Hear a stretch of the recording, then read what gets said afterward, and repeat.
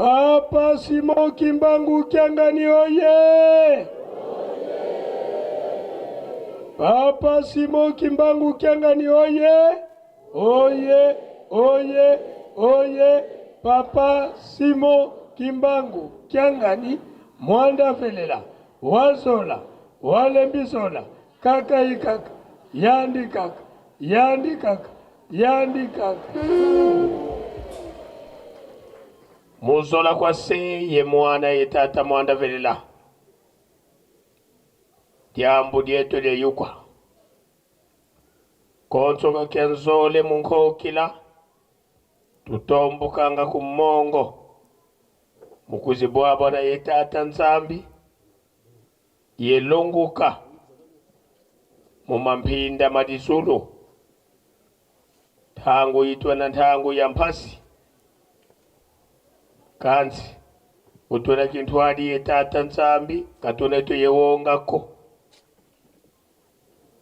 Ye tata Mwanda Velela mpe Kayiza yandi kakako Wakulumuka Yelu yalu luandi lwa zulu Munkokile yalumbuke unu Bonso bubakadi langa Tuena kintwadi Yeserieto tata mfumu wa Mbanza Tata Nluengisi Tata Nsongya Nzila Sinzidi Dito sisula mu Yerusalemi Tuka muna 1921 kasiswa Yandi wena nkengidi A Yerusalemi Tongesi envyengesi a Yerusalemi Yandi mpe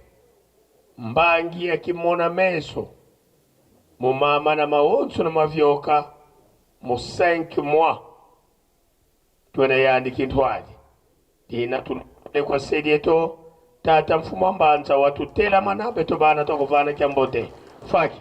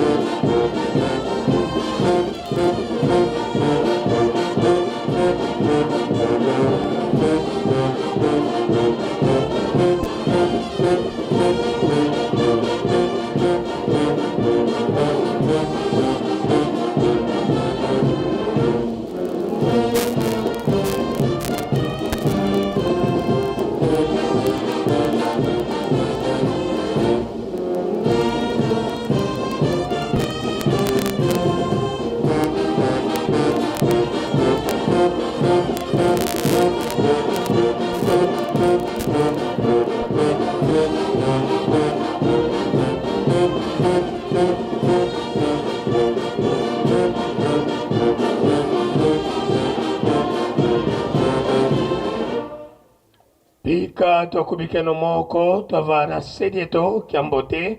Munkumbwa se mwana tata Mwanda Velela Munkumbwa se Ye mwana Ye tata Mwanda Velela Sedieto lendele kukuvwanda Musola kwa se ye mwana ye tata Mwanda Velela Tuena kintwadi ye tata Nzambi Diambu dia ngitukulu Ekumakadi Nzayi yitu kwanga Ubawanga vo tata Nzambi Waizi vuanda yebeto kanda ya vwezuka Ko Afriki Mukanda ya bandombe Kansi Beto tubankwa nsambo Ekumakadi dienga ya tata Nzambi Diselo kele vakati kwa beto Yandi Nzambi yandhete ye yansuka Kuntwala ndi Nzambi yankakaka yenako Kunimandi mpe Nzambi yikunlandi lakakenako Yandi kaka Yandi utukuti kisi wafulu kiki Pasivoka tulonga Nduenga yentona Bosu tulenda kukitabe dila mulumbu kia kubu Tulombele kwa tata Mwanda watutela mana Beto bana tokuvana kiambote Faki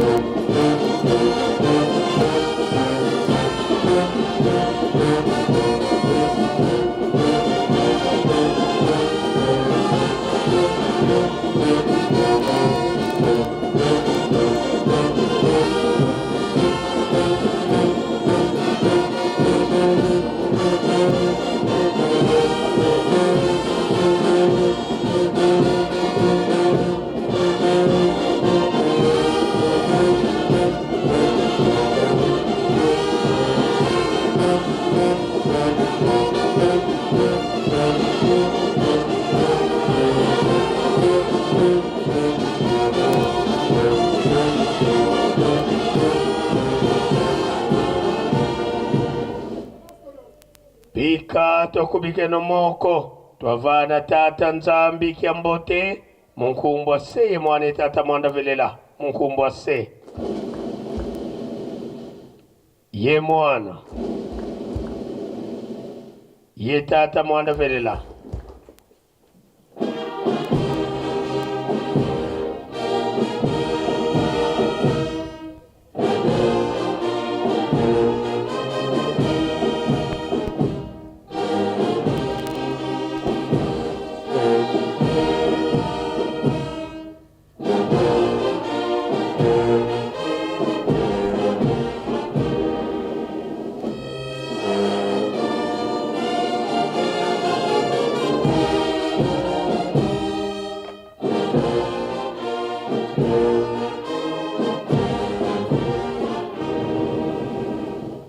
tulendele kutovwanda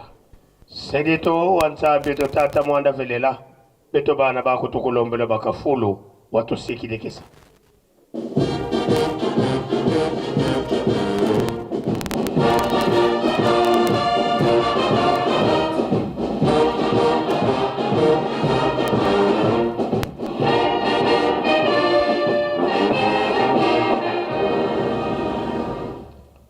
Kimbangismo ye. Kimbangismo ye. Kimbangismo ye.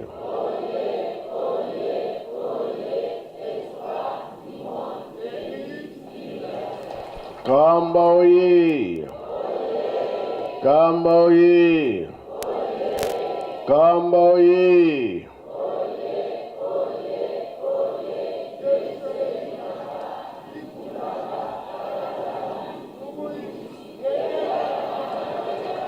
Bajenoye. Bajenoye. Bajenoye.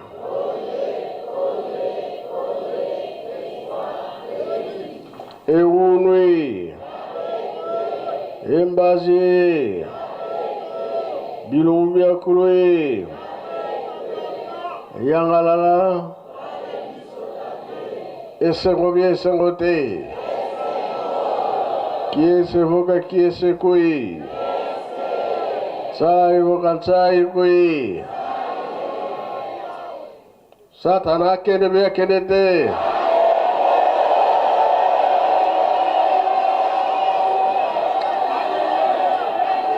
Nazana mutuna. Ako kende wapi?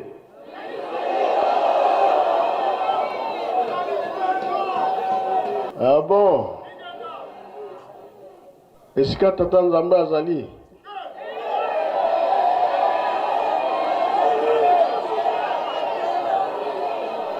Bongo ni felo ezalaka wapi? Kesi pembeni na tata nzambe.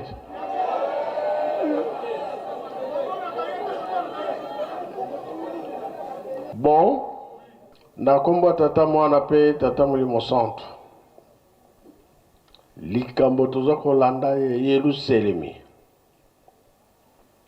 Batata batirelaki biso totonga Yerusalemi.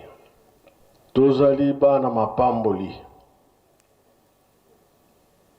Ke biso pe loposo mwindo Yerusalemi ezali te.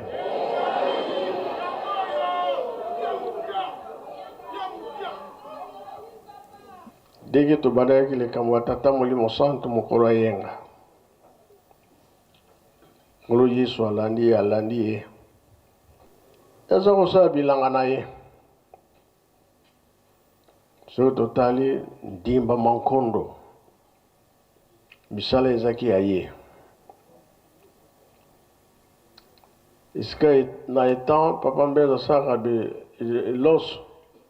Iska peza salam ba loso na ye. na kopasola mabaya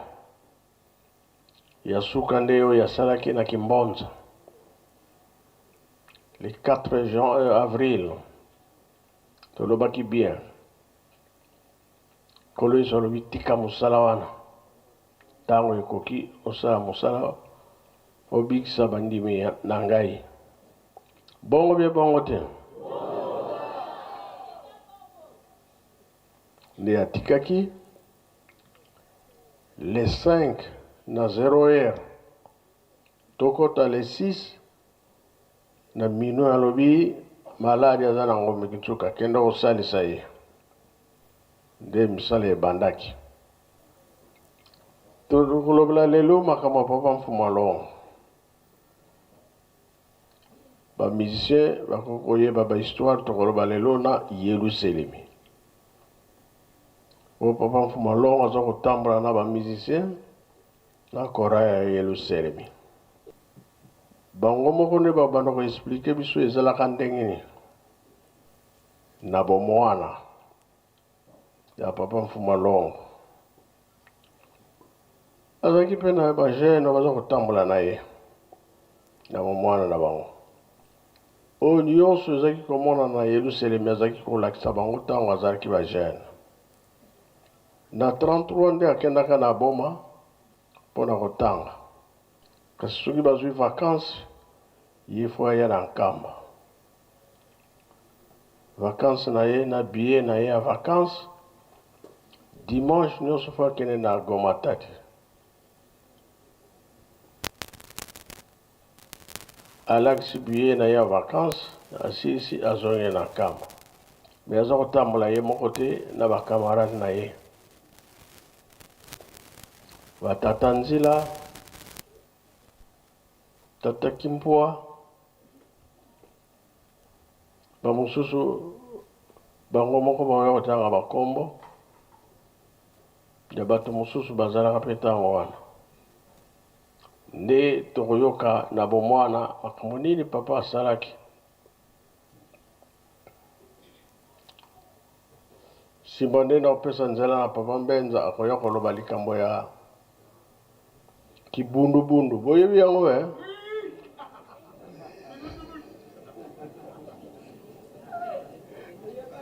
eyebani kibundubundu oyo tokozaki na batata asala restaurant bakokaka te tolobelango te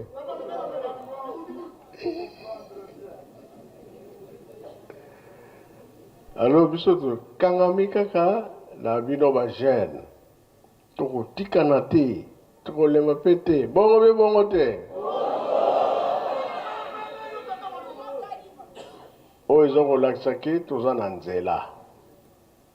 tozali ya kote te me tozotambola ndenge bapapa balobi totonga Yelusalemi ntango oyo ezali ntango na biso yango nga na kokende mosika te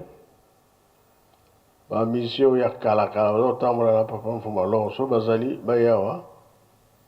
bamama Fosine mpe bazali papa George mpe moto ayebi makambo na ye akota azala sika awa biso tozali Kibakisi oye bajene oye soki tolobi makambo wana ekolakisi ete likambo oyo eza ya motu te ya tata Nzambe ndenge bango bayaki mpa na biso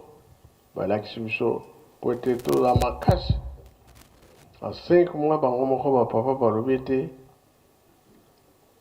topesi nzela mpe tofongoli nzela oyo biso tosali te botikala kosala yango kasi biso bagene makambo ya mabe eleki mingi yazopesa bahistoire oyo elakisi ke makambo oyo euti kala kura ya Yelusalemi oye bozali bi bozali te faki oye bozali bi bozali te epesa biso makasi totika ko négliger ba papa lokola balongaki biso pe tolonga tokolonga be tokolonga te tokosala be tokosala te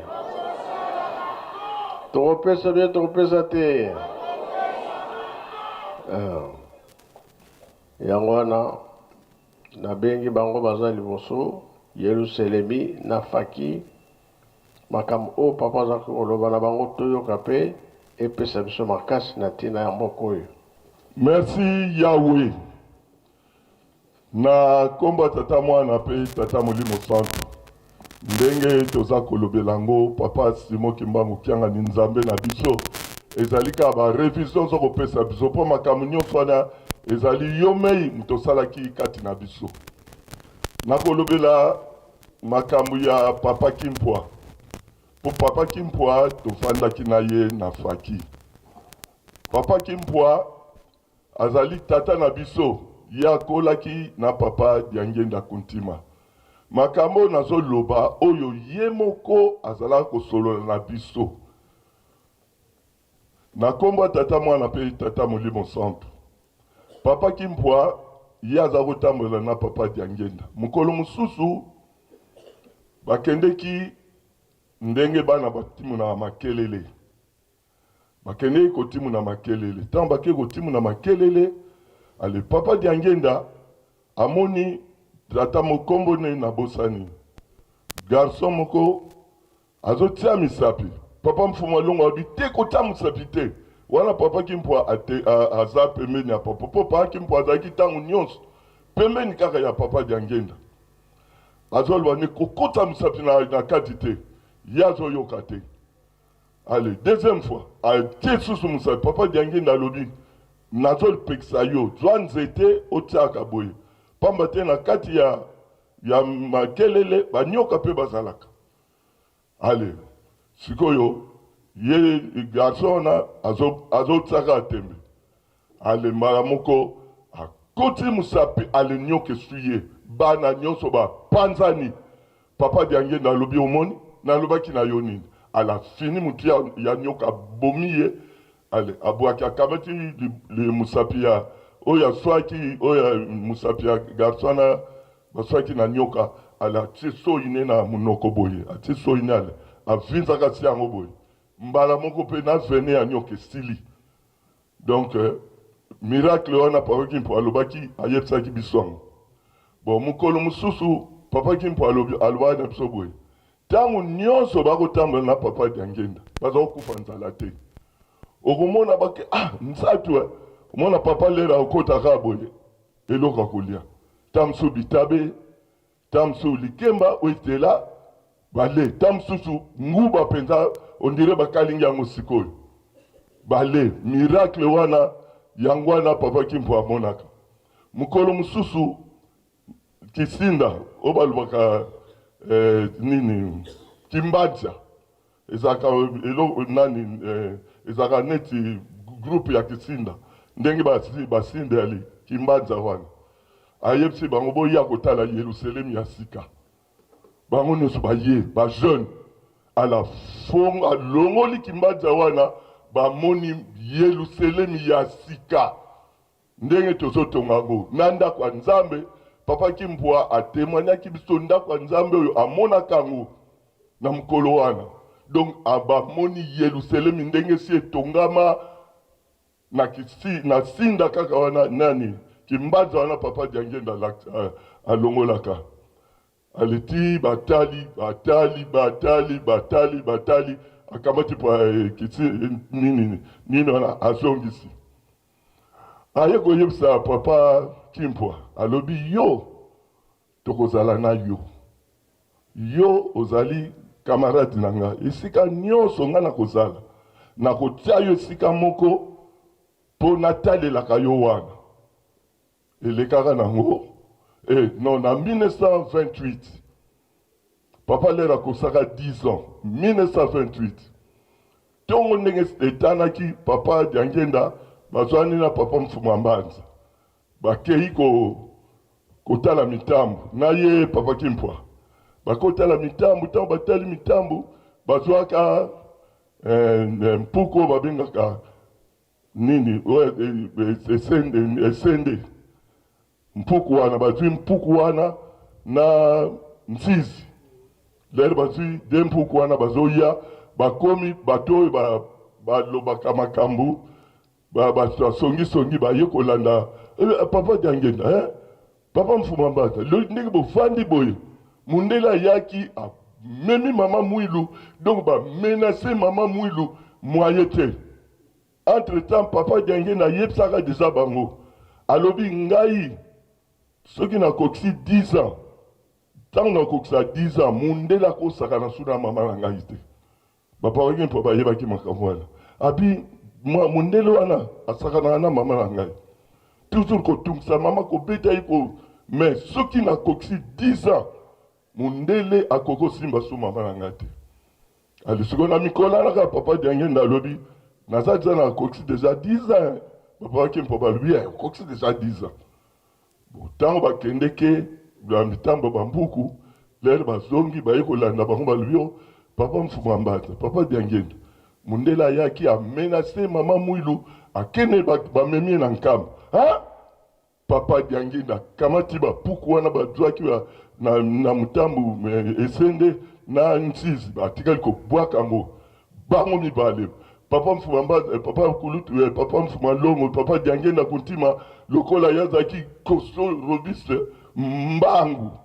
papa Kimpo na sima bazolanda lero bakomi awa na nkamba abi yo oti lelo otiki nanu mama na ngai te ale akabaki mama Mwilu atelemisi ye alobi mokolo mosusu komeka lisusu kotungisa mama na ngai mokolo wana bokoyeba ngani soki naza nani lelo nasali bino eloko te mundele aza kolenga bapolisier basoda nyonso baza kolenga ntango papa Diangenda asili kaka ale papa Mfuma Mbata akangika maboko azotala ale alobi ale telema mama Mwilu atelemi atie na liboso ale papa Mfuma Mbata balandi papa Kimpo nyonso balandi wana papa Kimpo aye muka yebisaki ale papa Diangenda ndenge ayebisaka ye alobi ke ngai na yo tokotikana te mokolo ezali ngai na yo tokozala na kisasa abi na kisasa tofanda no na kisasa tokende osala na kisasa osala yo ozala na mboka te tokobima na mboka kisasa tokosala na kisasa ye papa Diangenda mtazolo papa Kimpo mais nakotia yo esika moko boye mpo natalelaka yo mpo kisasa eza mboka mabe alors na esika wana na otalelaka yo mpo olanda makambo ya mokili te eleka nango papa Diangenda mpe na 1933 akende boma ti na ndenge esalamaka papa Kimpo mpe nzambe asalisi ye abimi Kinshasa ake koyekola mosala lelo yekoli mosala abandi kosala ale makampe ya lingomba ndenge ebimaka papa Kimpo mpe na kati ya lingomba ale papa Diangenda tango miziki ebandi papa Diangenda aluki papa Kimpo alobi oyebi likambo nayebisaka yo alobi te nayebiso tabi te nayebisaka yo nakotya yo na kwe moko boye kwe wana yango wana okozwa lobiko ya seko kwe wana koma musicien okobeta tuba oyo nga naza kobeta ale azwi papa Kimpo aye kotya ye na miziki na kati ya miziki biso avokota na miziki il faut ozwa kimbangi ya pasteur la lero biso tokotaka na kimbangi wana papa Diangenda ye moko il faut atala kimbangi na yo soko oza compétent ya miziki te komone kobima te mais papa Kimpo baza bamise misato oyo ngai moko na mona oyo na yoka ezali papa Kimpo ye akota na kimbangi ya miziki te papa Mabanza ye akota na kimbangi ya miziki te papa Ngancio tanto kendeke na Brazzaville papa Ngancio papa Diangenda alobi na ye yo beta trombone kitoko okoki mpenza ozala musicien na ngai oyo nyonso oyo omonaka baza bamisien na ngai te bamisien na ngai nde oyo bazalaka na Kinshasa esalaka papa ngai nti opasi bolimbisa ngai ye ezali mingi baso tozoloba ndenge wana oyo tozodenigre bafanfare mosusu to maloba mosusu te wana ezalaki maloba papa Diangenda ayebisi ye soki olingi ozala musicien na nga foya na Faki Mer nde bamusicien ya Mfuma Longo ndenge ozobeta bien boye nalingi oya kuna papa Ngatio alandaka biso ye pe ezaka ye moko papa Gorille ndenge moko baza bamusicien pa Mbuta Mbenza baza bamusicien oyo papa ye moko aponaka bango na molimo abi yo na Faki donc ndenge papa na biso Kimpwa akotelaki na musique papa lobi atalelaka ye wana po bomoi ya seko ye akozwilango na Faki. Alors mpo na likambo ya papa Kimpwa lisusu première fois tosalaka voyage oyo boyokaka tokende na bateau présidentiel ya Sassou ntango tokomi na beach en tout cas tozwaka dérangement mingi na bagarde civile tovandi biso mais toyekala papa azoyaka te nzoka papa yebi likambo na ye tomona kaka bateau présidentiel ya Sassou premier voyage nango Sassou atindi papa Diangenda voyage nango premier voyage s'il vous plaît ndenge yiwutaka poto ye alobi bateau wana mutako pambolango papa Diangenda. Alors totalaka bateau zoya na bana mike basimbi ba drapeau ya Brazzaville boye. Oh bateau présidentiel bateau biche bukani ti papa toyoka papa bengi papa Kimpwa oh bisonyoso papa Kimpwa chance pe azaka na voyage wana ale tozwiye papa Masala ayebsinga misiple mema papa Kimpwa pa ya papa na memi papa Kimpwa yeyo wana abandi kolemba papa Kimpwa alobi nkundi ngeye wena zibula nzila ye bato yi ale papa Kimpwa ye mutalekaka liboso papa Kimpwa na liboso papa Diangenda halandi ale bongo mama biso nyonso ndenge tokendeki na voyage wana papa Kimpwa ye wana azokota na bateau ti akoti na bateau lera akoti na bateau albia nkundi alingo tsonga habite okufanda na biso ti lera tokatisa Brazza azalaka na place moko na papa nzoka nde eza au revoir lera tokei tosali voyage à Brazza ti lera tosilisi ale papa Kimpwa awumelaki te aye kokufa sobi donc papa Kimpwa ezali kaka au revoir oyo apesi donc etikalaka na biso histoire papa Kimpwa ye mta kotaka na bateau présidentiel ya Sassou ye mta tiaka makolo ya liboso na kati ya bateau wana ya mwa histoire moke makambo eza nango ebele ya papa Kimpwa makambo ebele ayebisa ye biso mpo na papa Diangenda me na suki wana mpo na papa Simon Kimbangu Kiangani papa Simon Kimbangu Kiangani ya solo azali nzambe Kimbangiso ye nako chrétien mwa moke papa Simon Kimbangu Kiangani na papa Nkenkani ye mutaliboso oyo papa Mfuma Mbanza adoptaki akotaka na ndako. Alors papa Nkenkani baza kovanda na papa Simon Kimbangu Kiangani. Papa Nkenkani amonaka makambo ebele pa papa Simon Kimbangu Kiangani. Mena kolobaka makambo mibale po tosolani alobaka na makambo ebele po na papa Simon Kimbangu Kiangani. mukolo mususu papa mama mwilo atiki biso sikoyo papa mfumu ambanza atindi bango mibale bakende koloba sango epai boye na kote ya nzundu kote ya nzundu alisiko papa nkengani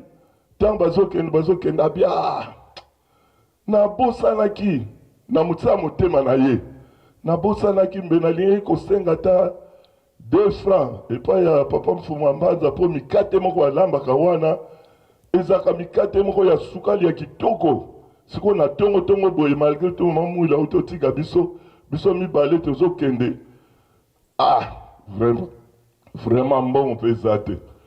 mbala moko nzoka nde papa Simon Kimbangu Kyanga ni nzambe ayebi deja makambo papa Nkengani aza nango ale ayebisi atalika papa Nkengani boye bapusika moke papa Nkengani atala mbongo na se doye papa Simon mitala mbongo abikasi oza na susi ya mikate oyo balambaka kuna po na tolia kasi so mbongo wana te yango oyo batata babongi kibakiso ye alobi mbongo yango wana te ale papa Nkengani ati mbongo bakei basombi bale ntango balie papa Nkengani tikalaka na yatuni papa me ndenge nini abie nzambe asalaka oye alingi wana réponse à papa Simon Kimbangu Kyanga na yoki na moni susi na yo yango wana nzambe asali po oye bete nzambe asalaka oyo ye alingi bon mukolo mususu ya mibale mukolo mususu papa mfumu ambanza fallait bakende ngoma tati po lere wana école catholique bazala kokende lere moko ngoma tati bana classe nyonso fo bakende ngoma tati papa Simon Kimbangu Kyanga nde bomoni ndenge papa Diange nazalaki soki atelemi kaka bato fo bantoure ye pa aza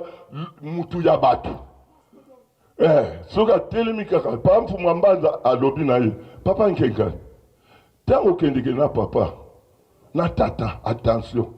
oyebi yaza mutu bato soki atelemi kaka bato fo batonda place ya telemi alors kuna ezali kote ya catholique attention nalingi makambo wana te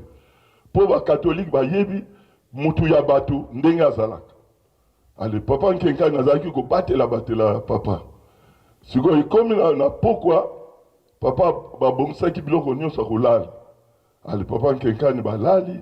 abongisi mpe ndenge papa Simon abongisi mpo balala papa Nkengani ale papa Simon Kimbangu Kyanga atindele mbala moko pongi pom papa Nkengani ntango asilisika kobongisa bweba alali alamuka boye papa Simon Kimbangu Kyanga aza te ake wapi ale abandi koluka ye ake kuna partout nga namemi ngambo papa alobaki nabatelaka ye sikoyo nzoka papa Simon Kimbangu Kyanga azongi na ye na nkamba azongi na ye kolala na ndako na bango na bosa me aleli kimbakiso ye papa Simon Kimbangu Kyanga azongi na ye na ndako alali na ye lera ye aluki amutabia akoya na ye aza mukolo lera alali ale ye pe pongezi ye ti 5h du matin papa Simon Kimbangu Kyanga alamusi ye tanga alamuki papa Nkengani qu'est-ce qu'il y a baninga basaba alamuki yo na alamuki te atuni bon yo okendiki wapi abite ngato ngani na yo awa sikoyo lero azongaka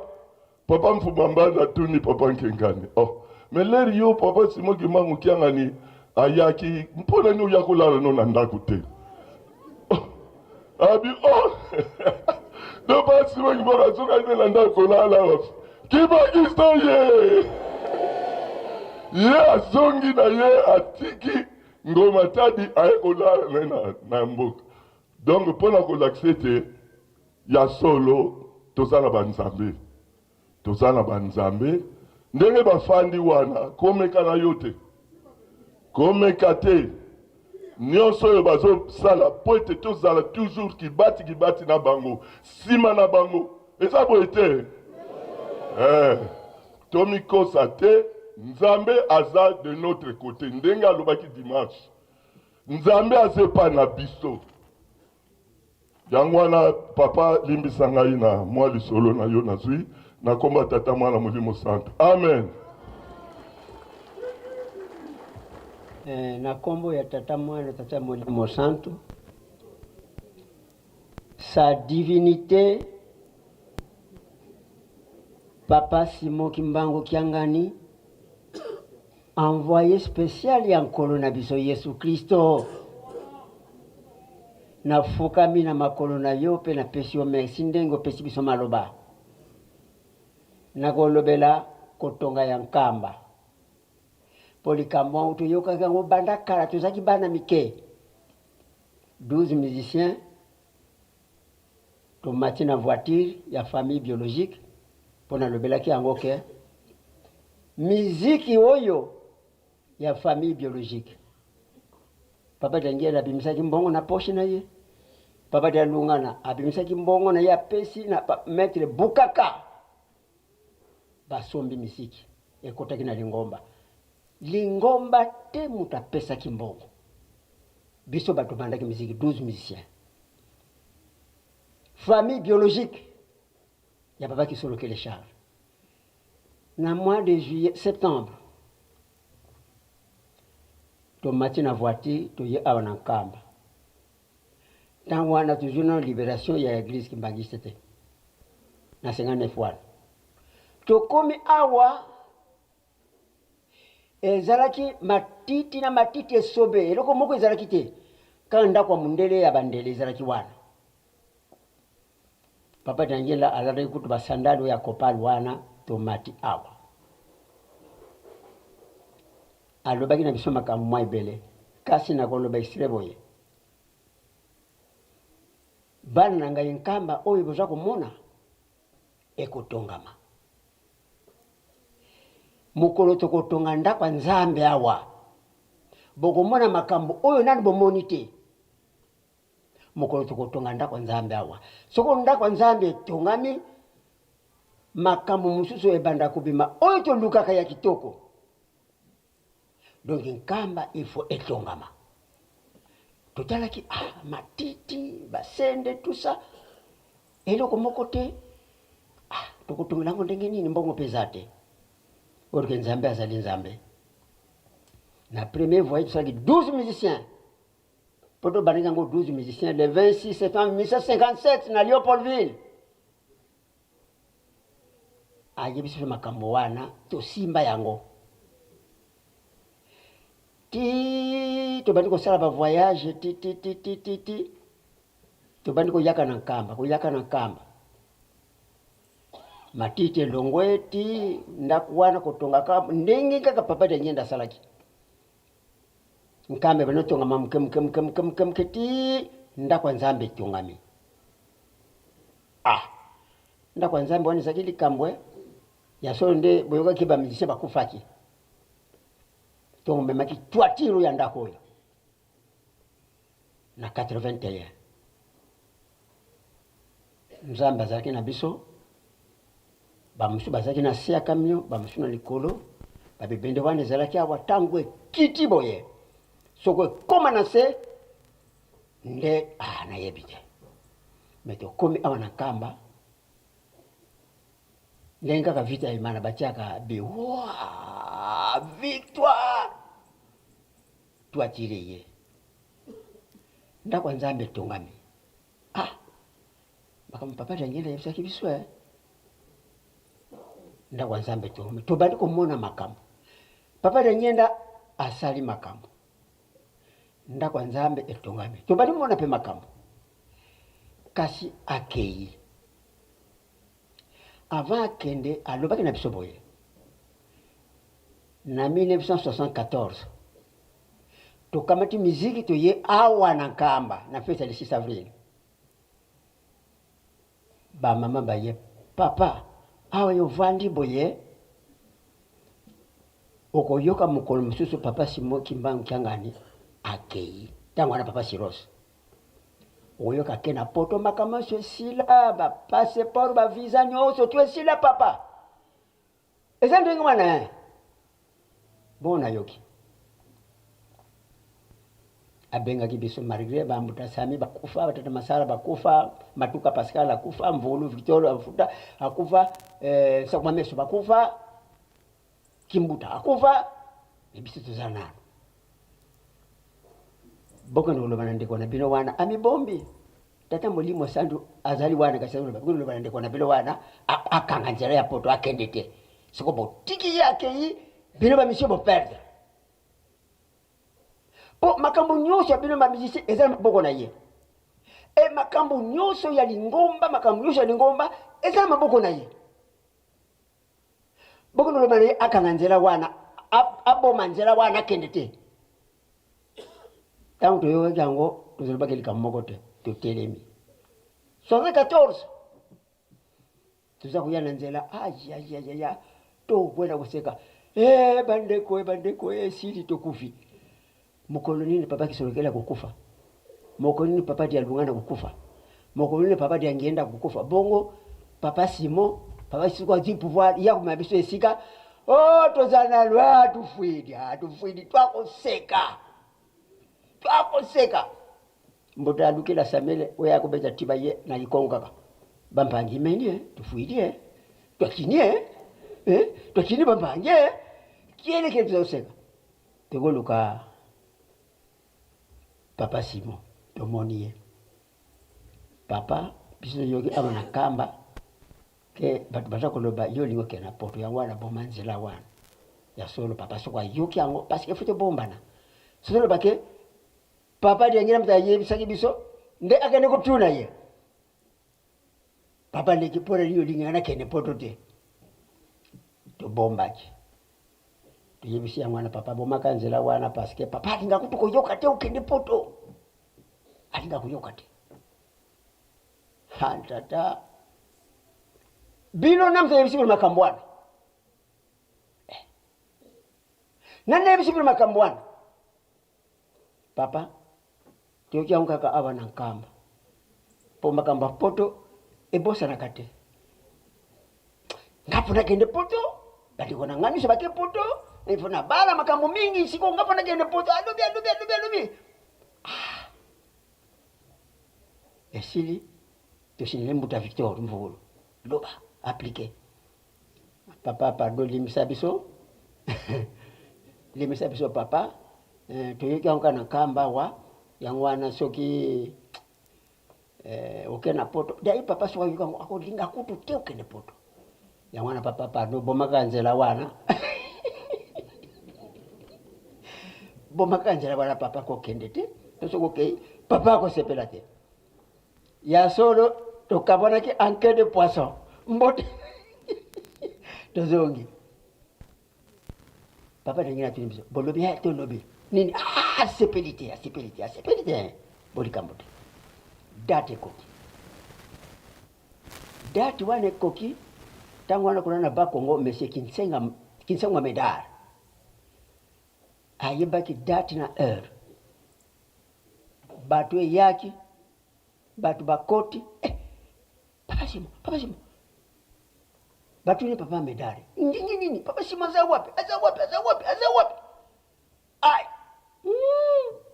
batu kangami batu kende papa Simo limsanga nzambe na ngeza histoire papa Simo ko yana bavalise tout ça tisikoyo batu kende papa Simo aye papa Simo pona nusali boye dato yebaki makamuniso yebaki sikoyo nini me batu se kende kito telefone batu ezonga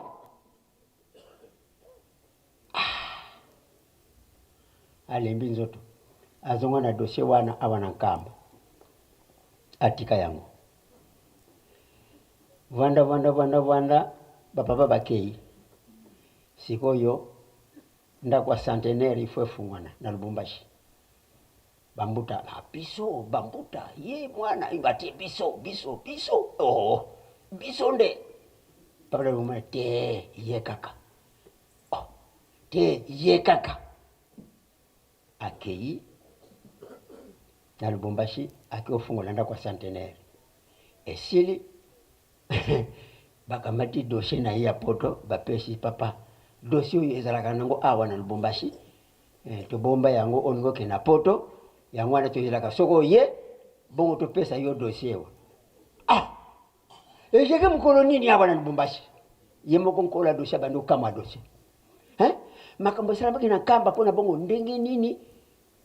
dossier komi awa na Lubumbashi te papa ezalaka nango awa tobomba gango mukolo ko ya bongo topesa yo yango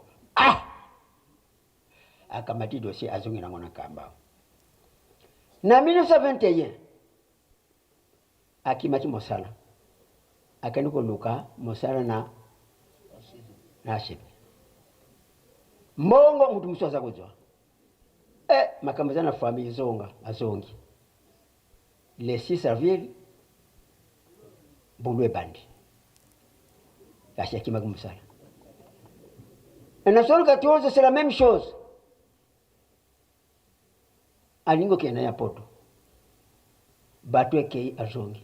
siko papa ndenge na biso biso makambo nyonso ya lingomba eza na maboko na ye toyeba yango bandakala biso toyeba yango bandakala na 14 tango ekokani tomoni ye tobe solo papa ndengenda makambo aza koloba na biso ekokani siko toza kubanga ye mingi sino na mokolo asekusaki motu ya 3 jours 4 jours ndenge asali 1921 papa ndengenda nazwa kombo na ye motu yango nani ezalaki esika nini papa ndengenda koloba il faut qu'on note tonotaki motu ya 3 jours 4e jour papa ndengenda esika nde twakubangela makambo nyonso aza koloba wana sikoyo papa ndengenda nkambo oyo ekomi boye atikelaki yango boye te tomoni biro tomoni Kesasa biro tomoni triangle po bato mosusu lingana na bango eludi kikilu soki tosangani te akosala eloko moko te eludi kikilu ekikongo yekola yango wana kaka eludi kikilu soki tosangani te akosala eloko moko te bandeko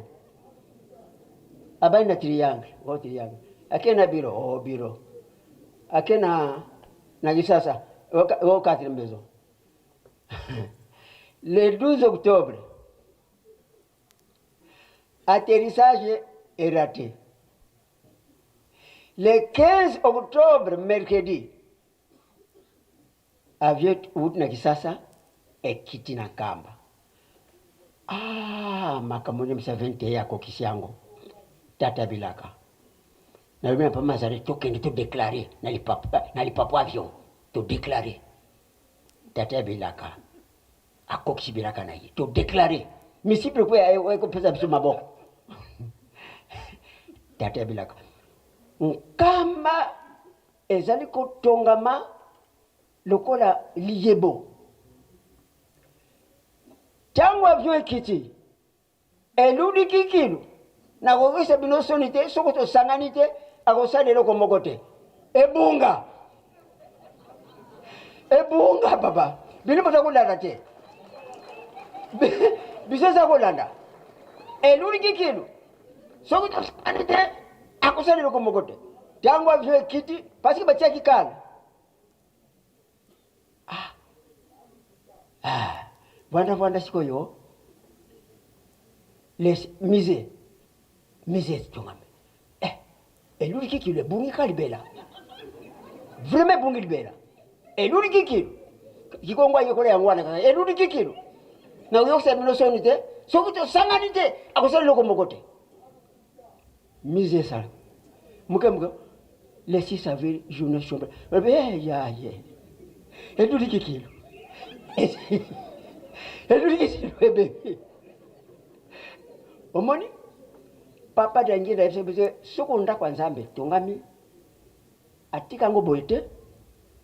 tala mokokisa bilaka yangwana makambo tikali awa na nkamba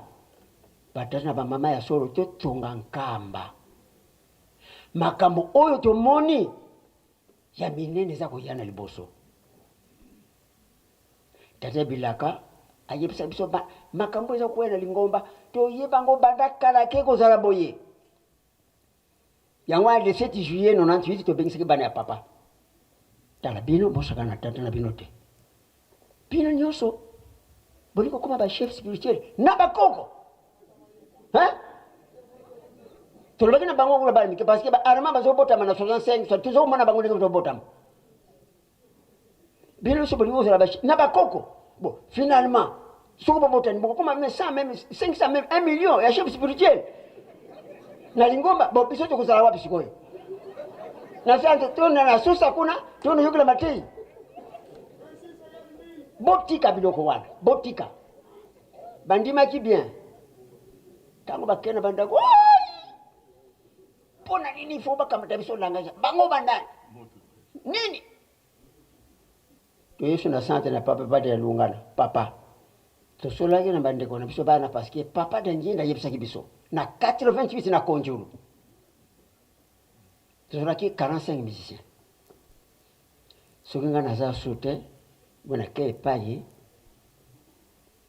bana na ngai bobenga bango bolakisa bango boyebisa bango ke biso tambolaki na matata na bino tala esika bwalobaki boye tala esika bwalobaki boyoki mama bibi akobota 45 musiciens te mais bana mbutaki angani bana papa nkulutu na bana oyo toboti boza bandeko soko likambo bobengisi bango baye boyebisi bango tango tomoni papa de lungana tikali ye moko baba ndiko sakana ye to bengisa bango le 17 juillet 98 na salle de conférence ngai mpe mona yemisa kinzembo maneli te ya biso to lakisi bango talomoni bino so bolingo koma ba chef spirituel to yibi ndingi wana te José pas José le oh na bakoko nini oh lokuta ha to bendi mukanda tanga chef spirituel oyo aza mkoko te aza mwana papa oh pafa pona bomwana kaka yangwana ha mutu za kusinye mikanda comme chef spirituel alali na likucha alali kuna na hotel alali na hotel kuna na mama moko sikoyo aza kusinye mikanga chef spirituel Jacob chef spirituel oh Jacob eski aza mwana papa ntekolo te omoni makama ndenge bozosala botika tango basilikaki toyeloba na papa da lungana tika tosola so na bana papa da lungana aza kovanda atelemi yo tata soko za koloba na mwana wana kamati maboko atie na poche tomoni ate papa da lungana lingite tovana tutika bango batelengana siko bazali contre mur ozomona baza contre mur yangwana totonga Yerusalemi ya solo tongi Yerusalemi makambo mingi tokomona oyo nantomoni te mutu aza nango mutu mususu te ye kaka tata molimo santo papa simo kimbangu kiangani ye wana mutu mususu te nga nasenga kitolo molongo yangwana nzambe nanga nangana baba mfumandongo oya yebisa kibiso papa nangena kokusa biso te o ndako oyo tozomona na bomwana papa mfumalongo asalaki nini nani ayebi pesa na mama fosi tokati yo maloba te kasi yo okoti nakamoto tolobaki lokola bamilakisi esili nango mama fosi liloba ndako bilaka likambo ya tata nzila boyebi te papa nzila teyebi papa yango nini nazosenga ya papa mfumalongo papa nzila papa dengenda alakisaki ye Yerusalemu ya sika awa papa nzila mwana kyangu ayebisa kipiso pe yelu selemi ya sika ezali awa tovandi bo tozomona mabele kasi kuna nasema makambo eza kuna yelu selemi ezali awa ndenge bomoni mozole wana munoko eza wana yelu selemi ya sika ezali awa oyo babenganaki Adam na Eva yelu selemi ya sika ezali awa ezalaka biso tulanda kaka ndenge banzambe za kolobela biso bolingo mibeko misala tokokota kaka kuna soko totiki mabe nde totika Mama Alphonsine bakisa tata mungo ya ntenda bamba kinene watobola mputu muna maza mwana kinzinga wazinga Kongo ntekolo kisenga tata ngeye mfumu wangoyu mwana kisenga mwana kinzinga ntekolo kisenga ngeye kwaku tata ndom Petro makaya mayuma diata monsuke buna udiata momwini makuogese tata nkumbwa seye mwana velela beto twatunga Yerusalemi beto butuvoendi bubu papa mbenza songa nzila tomene zaya bandako ya liboso totongaki na kamaso koral oya biso babengaki yango koral te kele kya nkamba me toza na ngombe kinsuka me baza kobenga biso kele kya nkamba banda na 1956 le 6 juillet 1956 na kati ya ndako ya tata Luzizila papa mfumu Mbanza aza kolakisa biso ndenge ya botongi bwa Yerusalemi makambo tata Kimbia na tata Nzila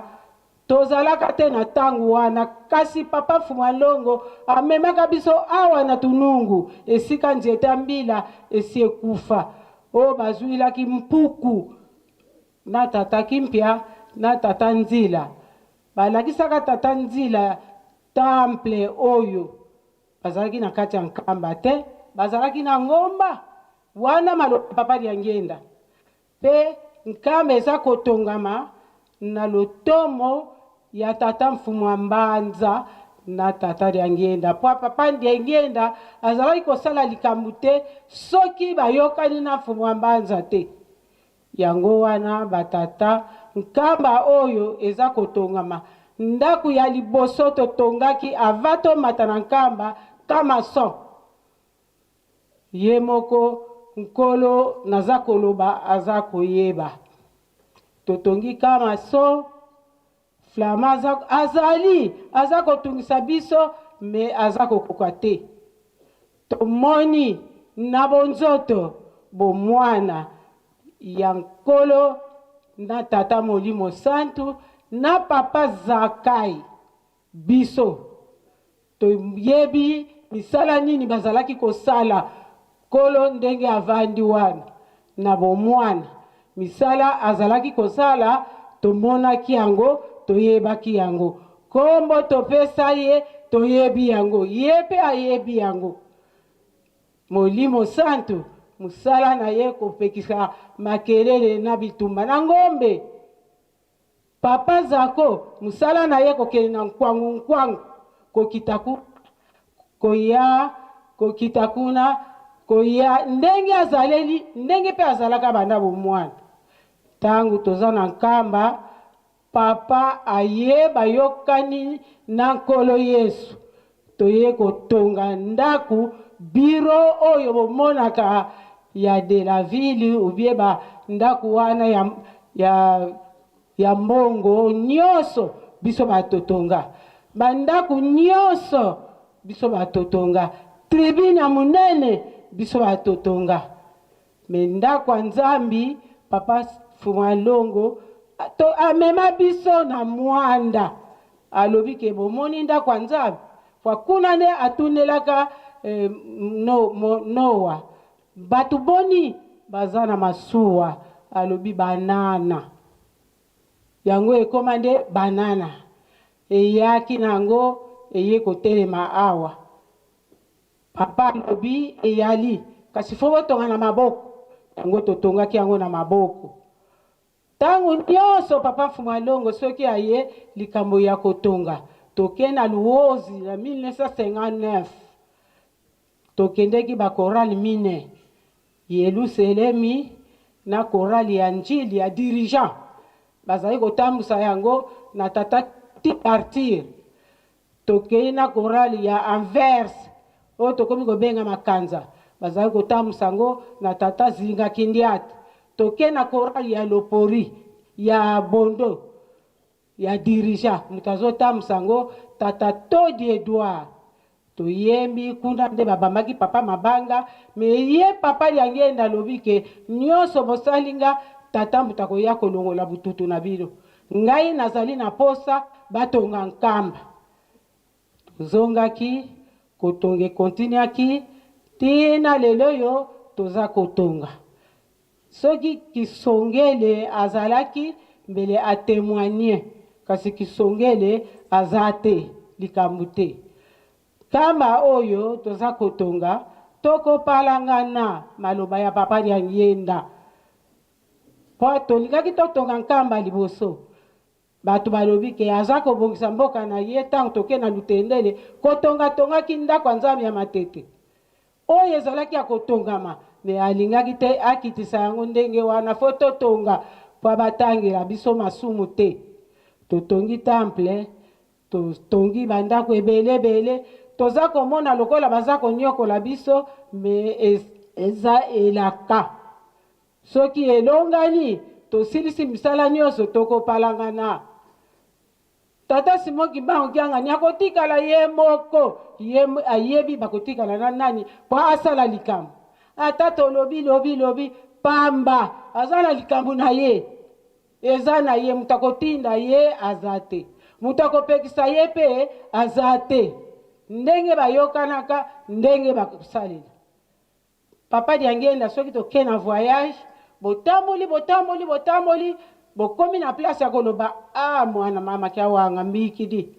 monoka Moïse ngai nazali Moïse te nakotika bino na nzela te nakokomisa bino epai ya tata kasi botosa mibeko ya kotonga Yerusalemu. Botosa mibeko ya kotonga Yerusalemu. Soki botongi yango pasi ekosila. Soki botongi yango te pasi na bino ekosila te. Wana maloba ya papa Diangenda. Papa Diangenda atiki biso na yongo. Yongo atikaki biso likolo ya ba musicien basalaki mbeba. Wana kingo ya soso. Kasi papa akei amati na kamwa kamion moko ya muke basomaka na zunga ake na ye na nkusu. Biso totikali akamati mbula. Nzoka o totikali na ye wana nkukunyungu. Biso tozo yeba te. Tozo kende kaka komi kanda mbula. Toke kokatisa mai na butu na pasi bangando baza kobima. Tokomi kuna na mpusu yasi akomaki. Ebende scout ye mutapelisaki moto. Kwa toza kotambola na 4 scout. Pied gauche te, nani te, 4 scout. Ebende, amaro, rai na semeki ya tata nkundamene. Oyo asalaka chauffeur ya mama bibi. Bango mine. Soki tokei akoteya na bamoka nyonso alobi posa na nga botongela tata Yerusalemu. Likambo mosusu ezali te. Botongi ya Yerusalemu, bosala misala, botosa tata na nga. Ngai naza Moïse te, nakotika bino na nzela te, nakokomisa bino epai ya tata. Sikoyo lokola tika biso epai tata, tata Diangenda na bonzoto, tomonaka ye. Tata Diangenda na bonzoto, tomonaka ye. Kwa bilaka na ye alobaki ke nakotika bino na maboko ya tata nazali Moïse te. Sikoyo tata yango ya lukuta to ya solo. Ebongo po na nini toza ko peta lokola nini. Oh boye na boye. papa mbeza kiangani wana bomoni banda bomwana musala ya loso kuna na kigombe na kimpemba na kingoyo na papa mbenza mwana mukie na bonzoto na mulimu te na bonzoto toza kokende na ye na minsolonga tozozonga tozosala loso memfuma mbanza lobi tango ekoya ndenge nzambe akobongisa Yelusalemi kaka botonga Yelusalemi kaka botonga fuma longo pe soki aye maloba yango wana kaka papa kisolokele soki aye ye na kikongo aleta lokola loba te me bangomi bale kaka Yelusalemi yango eza wapi yango yo bongo ndenge nini tozosala nduti ya nini nyonso to elobaka na mai baliaka yango te okoki kozwa ligorodo olia yango mpo euti na mai atata na bamama ya solo boyo tozomona soki totiki bango biso tobungi nzela maloba ya papa mfumu alongo ye moko na bavoyage ndeko na nga azali na ntango wana biso tokozala su te bolanda libumu ya nkamba muto kobikisa bino mabumu na biso bamesana kokende na poto Arma azali mwana na ngai atambusaka avion na kati ya centre kasi eloko moko ezangi ye Sami azwi mwasi ya mundele atindi biso bokota beko mpo na Sami po azoyokisa nga soni mama bibi alobi papa tika baza na mabele ya kitoko na poto bakopesa biso ndambo ya mabele papa alobi bato banyokolaki tata na nga nazala na bango na confiance ngai naza na posa ya bato bakotongela nga Yelusalemi makambo ya kokende epai na epai nalingi yango te mama bibi alulaki mabele ya mwasi ya Arma ya Sami sikoyo na lelo mama bibi aza te atika bilanga boni kuna na poto atika bilanga kuna yango wana batata na bamama totosa bapapa nyonso ezali epai na bango tata kimpia na tata nzila bazalaki baninga ya bapapa na bonzoto na mulimu te bakanga bambuku basala makambo ndenge na ndenge balakisa tata nzila temple awa na nkamba te me bazalaki na ngomba alakisi ye temple amonaka yango amoni temple alobi bokotonga yango wana me bokotonga yango wana batata na bamama totika kobukana ebele ya makambo tozomona ake Lubumbashi asali exhumation ya mama mwe ake kozwa koko kinzembo wana makambo muke epai na bango nani asi asali likambo nakanisi tosilisi na kombo ya tata mwana pe tata molimo sanga nga mpe aza na mutuna parton ya Yelusalemi le 1er avril nayebi te date oyo mbanza akotaki na Yelusalemi ingeta papa nzela nini bokotiselaki ye na Yelusalemi nzembo nini mpe bozalaki koyemba endinga tata mfuluzi ya uyoyo ituku didikemo nkemo katuso gele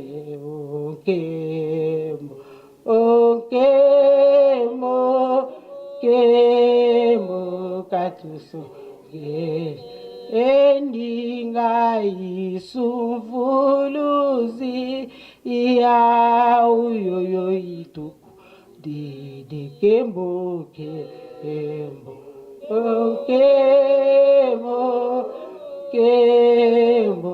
katuso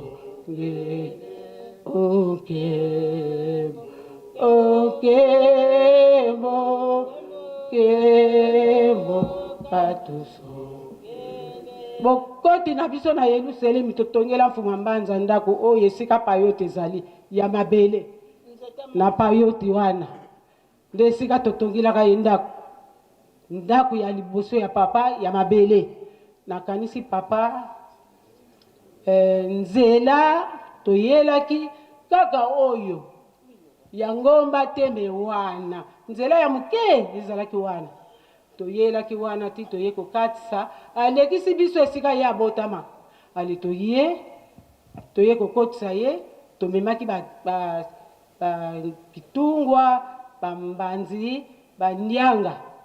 mpona kolakisa ndenge ya kotonga Yerusalemi nakanisi papa na suki na nga wana bongo ndenge nini mama na biso totikalaki na ngombe Kintsuka mpona nini soki bino botikalaki na ngombe Kintsuka wana ezali je na bino na bonzambe na bino wana ezali makambo na bino na bonzambe na bino po papa alobaki na biso teke ndenge biso tokei na memi mama te bino botikalaki na ngombe Kintsuka biso na papa toye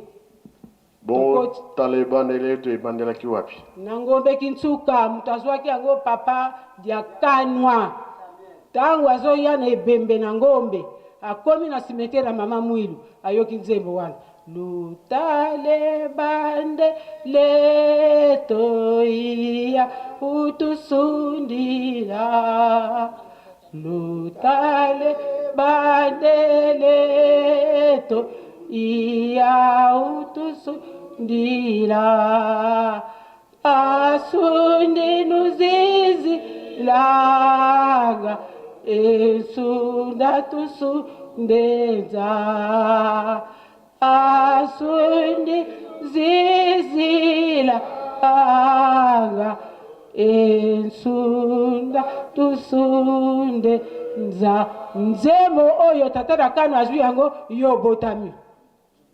yobotami nzembo tata na kano awiti kuna na lukengo azoya nzembo ekuti ye kuna na likolo ya basimetiere ntango aye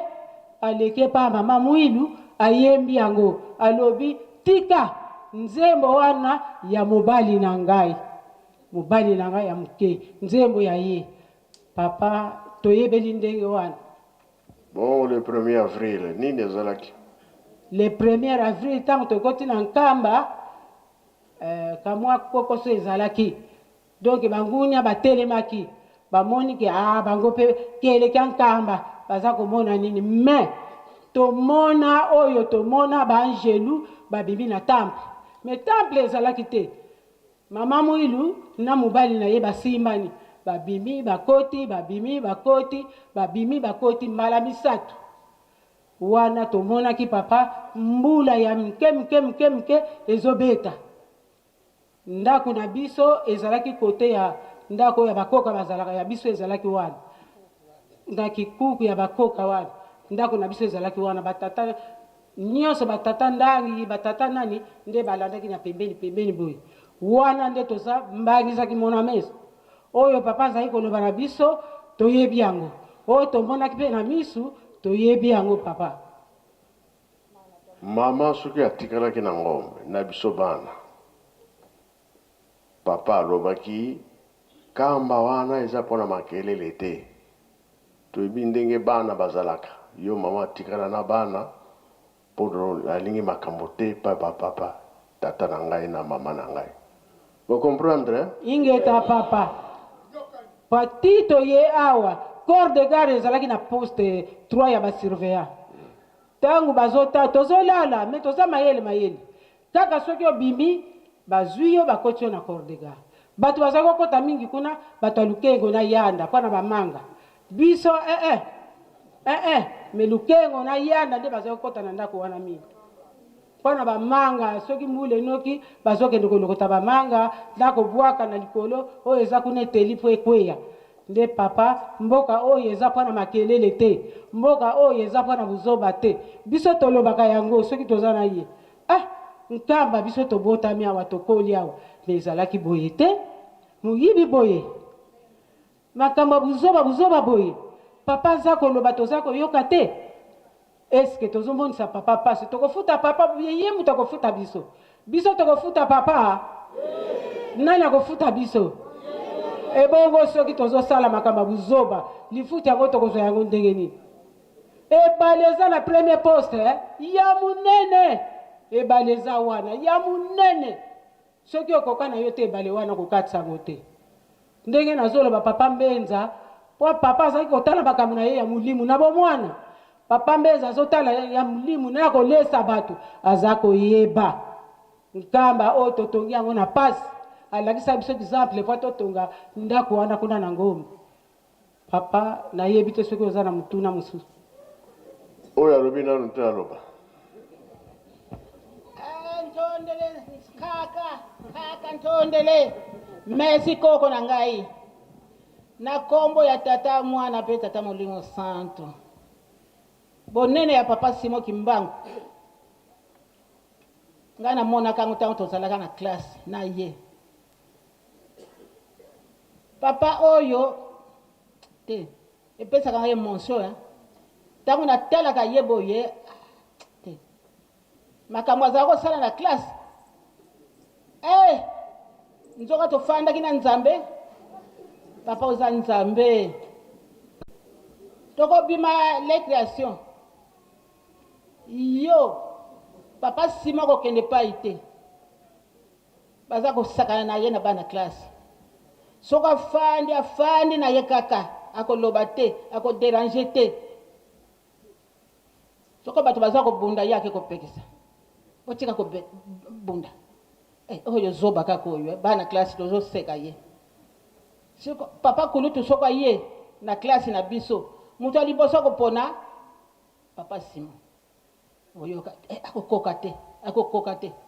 metango kotelema na tableau akoki papa moko mosu olobi na ngai alobi nalobaka na yo ngai papa yo kozala mokonzi ya Lingomba po papa Diangenda yebisaki tika oloba ndenge wana mosala eza pasi boma na yo mosala oyo eza pasi eza bitumba munene mesiko oyo tala okomi moto ya munene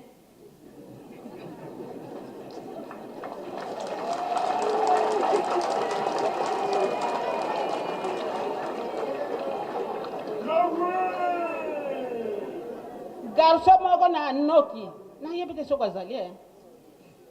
oyo abengaka niko na ntati aza koseka ye desege kwani dide sikoyo akoma koteka batumbaku na batangawisi moko mosu namoni na Mbanza ngapi oke wapi nazoluka nzela ndenge nopesa papa mbote ngapi kasi oza kofinga ye te oza kosakana na ye azoba mpo ndenge azalaki koyoka makelele te pa tata oyo aza ndenge mosusu oyoka swana abunda ntango bokobima ye moto aliboso na kwa abimi tokoluka ke wapi baninga bazosakana kuna baninga bazobeta babali baninga bazosala boye ye ntango ngongo ekobeta ye moto aliboso akoti na klase Nzambe na biso ye papa Simon Kimbangu Kiangani makambo nyonso eza epa na yo ndenge papa Diangenda alobaka na bamusicien ntango tokomi na yongo kutu na Goma tadi mundele moko azalaki na etage kuna bazoba bajeune garçon kitoko boye bazolanda Diangenda kopesa bango nini me papa Diangenda alobaki okolandanga na nkondo po tolandaka na nkondo na voyage alobi akoyepa na ngai mundele wana mpe na pokwa aye alobi bana na ngai bomona mawa te bilamba epasuka pantalo epasuka pasi na makolo pasi papa me alobi ngai naza na eloko na kopesa bino te me tata na ngai nde moto akofuta bino na pasi oyo bozomona tata akopesa bino bomengo yango na bandeko na ngai batata na nkambe eza kote mosusu te kaka awa papa alakisaki biso totonga nkamba na ngola te na braza te me nkamba nde oyo totonga oyo nde tokobika makambo ya mfumu wa Mbanza ndenge afandi wana mama moko azalaki na Lukengo kongo ne mama Nshamina aza kofanda na Lukengo mama moko aza kofanda na ndako pa mfumu wa Mbanza sikoyo tongo ba papa bakena bilanga ba mama bakena bilanga siko batikali bango mibale bango misatu mabibi mama chamina tueni kumbanza tokene mbanze tokene usani tueni ka bayena katre mi posta wana ye mfuma mbanze abuki bamanga metobuka ka bamanga koloko takutuka koloko tabamanga te kobuka me papa mfuma mbanze abuki ndeka fandi wana abuki bamanga misatu apese ba mama wana ya netoke tangu bapusa nikakawa batala ba Armageddon babimi bango babangi mama mwanya bobanga te bakena bango na kisasa bakebonda bitumba bobanga te papa mfuma mbanza bakebilanga na leka kingoma mamfuma mbanza bakeko sala bilanga bakomi na 12 papa mfuma mbanza oyo abungi mama leli mwana koke abatela ngadi koluka azo mwana na te mama chene kongo na nani aliwe na mati sikuna ngolo mama kamunini pa papa mwana bungi basambele basambele mama sambele batala ka ye uchi wapi bazoluka yozaba mubimba omwana ni te okay ngana kinoko tela bitumba moko tangu na este na kisasa katre kuti nde papa amonaka ba jete amonaki bitumba wana kisasa oye kufilaka batu na kisasa le 4 août 4 janvier nde mutu amonaka bitumba wana papa mbenza bozolukila nganini ko mama ngana kena kotela bitumba izana kisasa na kena kotela bitumba na ngai izaki bongo mwana mukebo yo kena kotela bitumba omwani nango nde na tela mai kaka wana zotela kana kisasa tela batu ndenge bazokufa mfuma mbanza oye mfuma mbanza oye kozana banzabe na biso esengwe ngana kanisa kina kokomi kufila papa oyo zo mwana papa Simon azoli saka ngana na liwa soko na liga kufa akokelete wa bongo oyo to koli na bango kuti bakufi basili ko kufa bongo na zala kaka oyo tu na mama lisumu nini penza ngana kufa te na mema lisumu nini ngai eske nazana makamu na motema to nini okomone sala nga pasta mususu kuna fandi na ndaku bana komona bazopekisa koloba kandengo nate ate oyo bakufa muta kanda ndele kimi kanda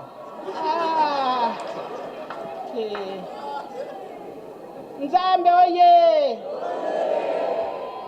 papa muna 1962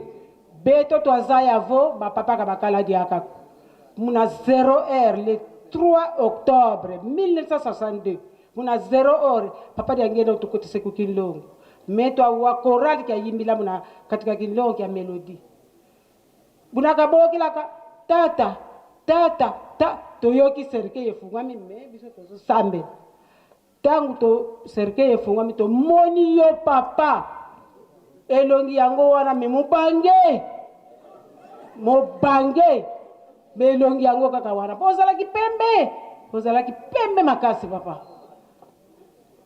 tangu papa sambeli tangu ache amen tomoni na biso choralité yo pe oza lisusu te ye papa liangenda lobike makambo bomoni boloba na batu te toloba pete ti dacho ya lobaki tolobaki yango papa tika kobomba mako papa sala likambu mukili esepela tika kobomba ma papa tika kobomba ma ezayo pasi la makolo papa tambula na makolo pata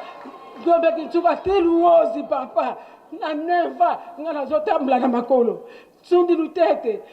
luozi tokei botambola na basecteur nyonso papa mai eza te bomela mai ya nie papa okoyokela biso bawa te papa olongisa biso papa eyebali nango liboso pasi nde bisengo eyaka te.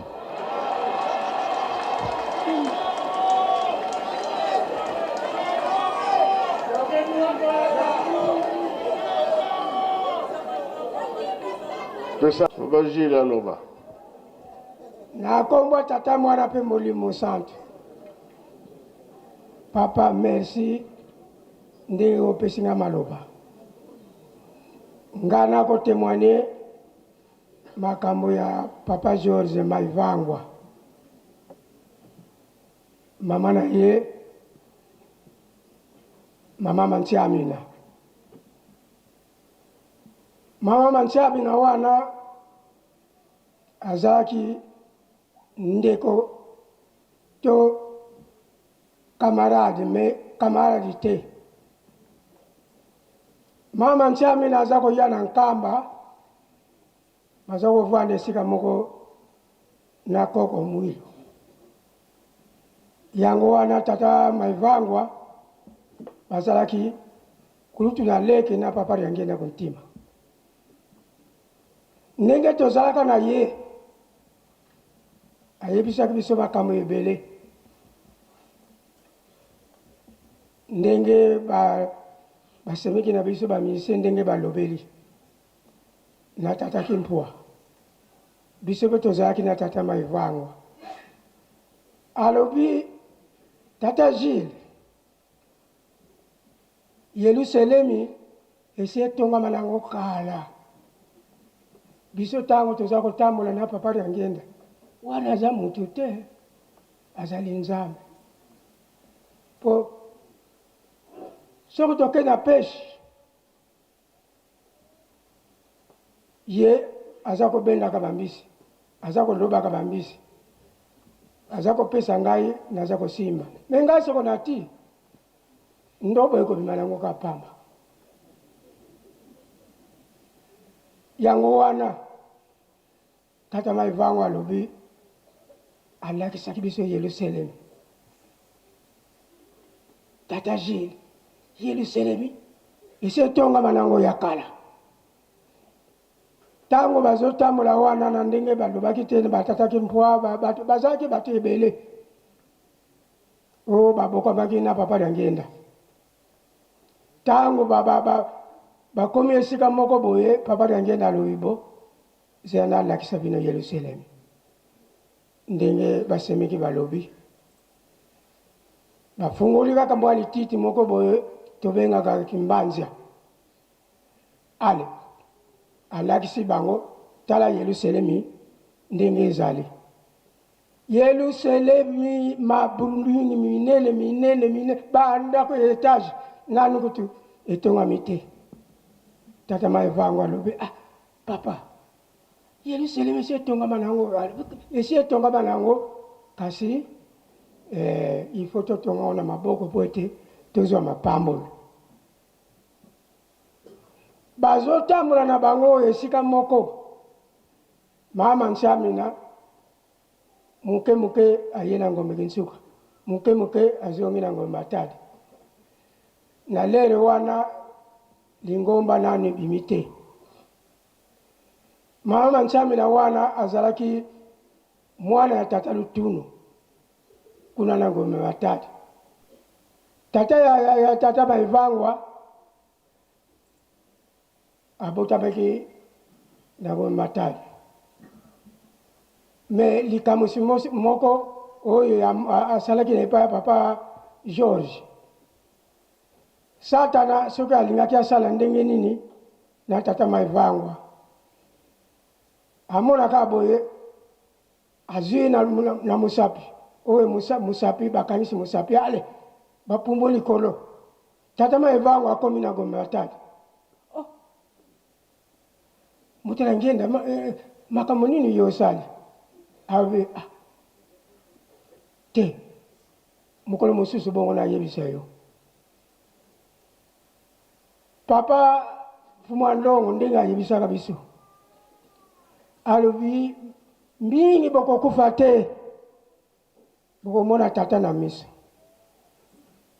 mingi bokokufa te bokomona tata na miso yango wana na mokolo lelo ngai nabengaka ye tata te po soko nabengi ye tata bongo tata mfumu alongo nakobenga ye nani ye azali koko na biso ye koko na biso kimbangiso ye azali koko na biso ya kalakala ndenge toza koyoka mikolo oyo koko na biso ya kalakala papa Lyangenda alobi mokolo tata koya mokolo tata ko tokopesa ye invitation biso no centre d'accueil tokamwe mutu akufa kalakala wana apesa invitation ya kotala biso nzoka nde papa Simoki Mbangu asiabotama na ekala ndenge mama alobi Yerusalemi totongi bandako mama ndenge alobi wana totongaki ya papa Mfumu Mbanza manga wana ezalaki nango ya kolona te ebimaki yango moko yango wana papa biso toza na bobangi te toza na nsima na yo tokoloba nini lelo toza koyoka nyungu wana baza kosala eza nango ya pamba Yerusalemi esi etongama Yerusalemi esi etongama atunaki biso eske tokitisa Yerusalemi bomona ngo na miso soko tosali ndenge wana bino mapambole bokozwa te me lelo oyo baza koloba te Yerusalemi eza ya kotongama te yango wana papa Maivango amonaki yango bandako etage ya milai amikufelaki kutu amonaki mize te amonaki mpe nzanza bisadi te amonaki mpe bankendolo te esika ye azali nde aza komona makambo nyonso wana tu sino papa biso bana Yerusalemi tobandi kotonga lelo te ya liboso totongi kabu ya mibale tokotonga bandako nyonso tokosukisa na esika biro na yo ezali yango wana papa nakokende mosika mingi te na sisi boye na kombo tata mwana mpe molimo santo amen. Merci tolandi nyonso bolobi mpona Yerusalemi solo ezali bongo mokili oyo nzambe moto asalaki yango kasi alobi ka mbala mibale ya liboso wapi bongo ya mibale yango tolobi tolemba te toyebi ke toza bato ya masumu soki yango euti likolo ekiti biso moko totongi te ndenge papa atunaka motuna euta likolo ekita mpe totonga na maboko mpona nini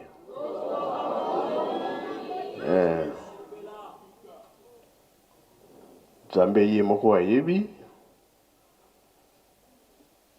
oyo bamipesaka mpona misala na ye bisengo nde ekozala kasi soki ozalaka na kati ya makambo ya nzambe te pasi bie pasi te kokokisa mokano nde yango tozosalela les trois Congo tokomema Afrique mokili mobimba etika yesu mosika te ekomi pene kasi bato mingi vraiment tokoti na makambo ya mabe songi kobebisa ngomba eza nango ya longomba tatoli ata ekosala nini bongo mie bongo te nzoka nde makambo ezozela biso pamba te nzambe akosaka te bisengo ekozala liboso pasi nde bisengo eyaka me oyo ya biso bilaka oyo bango balobaki epai touti toyebi me mpo tozokende toyebi te oyo likambo ya kibundubundu napesi nzela na papa Mbenza na bomwana oyiki tolukaka mayebo kambo emonanaki kuna oyo amonanaki awa na kibundubundu moto ndenge wana na amonana te tokoyoka ye moko papa Mbenza me mfumo longo na bomwana na ye atiaki dese na mabele ndenge ndako nzambe oyo kozala me mwana moke esika wa eye kobima tozokanisa me likambo yango neti eza fonde me eza fonde te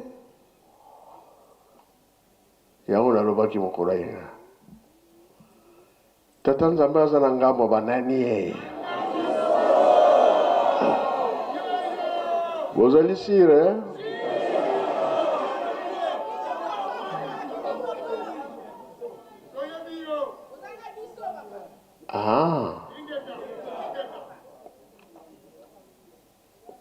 ntango babelgi balobi lingomba ya kimbango ebima libanda babanda kosambela likambo liboso bapapa bawelelaki tolona tobokola awa na nkamba bilanga ya liboso fuma Mbanza atindaki ndenge papa de Gaulle alobaki mbuta mutu ayebisaki ye bilanga yango kuna bakendaki nguma emonanaki me nguma wana ezaki ya moto soki babandika kosala bilanga ye atelemisi moto bato babangi bazongi nsima baye koyebisa papa Mbanza moto yango aki alebisi papa tala makambo eza koleka kuna ya lobi bon tokende kuna yo kozala liboso nga na kolanda yo na nsima bakomi mpe bato bazalaki kuna bamoni moto yango aki ale basepelaki na nsima na ye mpe papa azalaki ku ya liboso papa betaki ye ezwaki ye te soki azwaki baku ezaki 9 ku 9e nde ya monaki pasi akei me ake koswa nzete ya mobeso nde bakataki motu wana mpe akomaki na mayele wana ya mabe akufa ndenge babomaki nguma wana ye mpe akufa na ye nyoka moto akota na nyoka balobaki ni papa Mbenza alobaki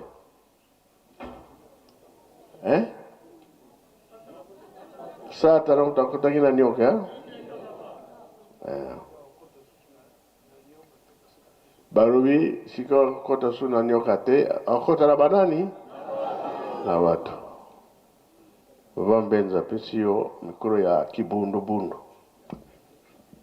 na sisi na kombo tata mwana mpe tata Molimo Santo bino lokola bosi bolobi bokende kovanda merci.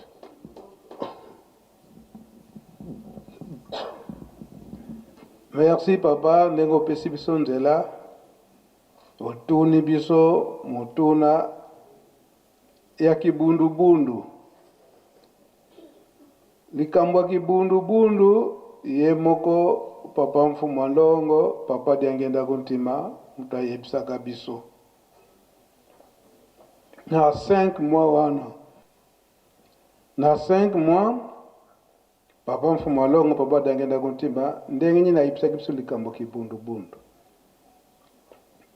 na tina ya mibeko ya Yerusalemi na ntina ya mibeko ya Yerusalemu. Papa Mfumalongo na 5 mois wana bana bakendaki ko lokota mayebo mukolo na yenga bana bakeko lokota mayebo sika baboti oyo bayebi mobeko wana bapamelaki bana po na ndenge nini mokolo ya yenga tosalaka misala te di moi ye moko tata molimo santu tokolo Yesu alobi ete bosala yenga ezali ya nani ye atindi yango tomonaka mokolo ya yenga misala eza kosalema kasi ya yo moko personnel kosala te. Papa Mfumalongo apesi biso lisolo ete atango wana na 1923 wana papa Simon Kimbangu se akangama akei toyebi ndenge mama Mwilu ezalaka na ye na mokolo ya misato oyo akendaki kolongola manioko na mai likambo nini eyelaki ye serkei eutaka likolo ekitaka poto mama Mwilu akota na serkei wana asengaka bolimisi te. Papa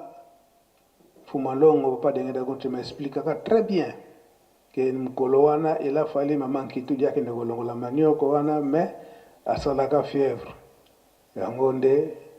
ye moko mama Mwilu akendaki kolongola manioko wana de cercueil ekitelaka ye. Alors ndenge kaka toyoki papa ndenge atuni papa Kimpwa ezalaka mokolo na yenga 1923 bango nyonso bana ya Ngombe Kinsuka bake kolokota mayebo na kibundubundu. Kibundubundu ezali awa na nzala bula na mwa montagne wana oyo ba papa nane Nzoto bazwi mapanga na likolo wana tango bake kolokota mayebo bazwi pe ebele leo mokolo wana bazwaka mpenza ebele ya koleka tango basharge basani na bango bapanye na bango po ete bazonga batala boye mutu moko mulai donc bango bazo komona na ye ke mutu wana atuti likolo donc na par-dessus moko munene donc nzaka moko munene donc makolo kutu donc oyo batalon donc somona na likolo donc bango pesa na se bango babangi mutu yango nene tokufi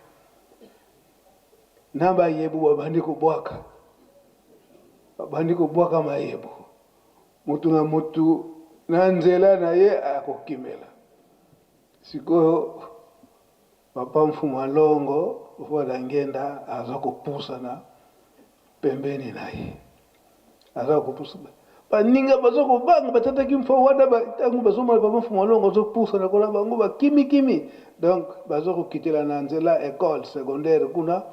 tala kibundubundu zana likolo wana bazo kokita mwana mwanzete wana pe nzila wana pete bazonga na Ngombe Kinsuka wana na mbanza kokota te fokendele kaka na nzela kuna ya wena na bantene kuna fokendele nzela wana amisusu babandi kokima sikoyo yale metango bazo komona papa Mfumalongo azo kopusa na papa Ngenda azo kopusa na amisusu ko banga mwa pe batika papa Ngenda ezate baza kozela kaka bayebu si babwaki bala moko atuni mutu wana atuni bango na mavua makasi boye kosala nini awa oto yeko lokota mayebo bo watu zigedi kaluzei kovonjo hunu kya lumingo donc boye bite lelo mukolo na yenga boye ko lokota mayebo bongo baboti na bino batiki bino mpe boya kobuka mayebo boyebi teke lelo mokolo ya yenga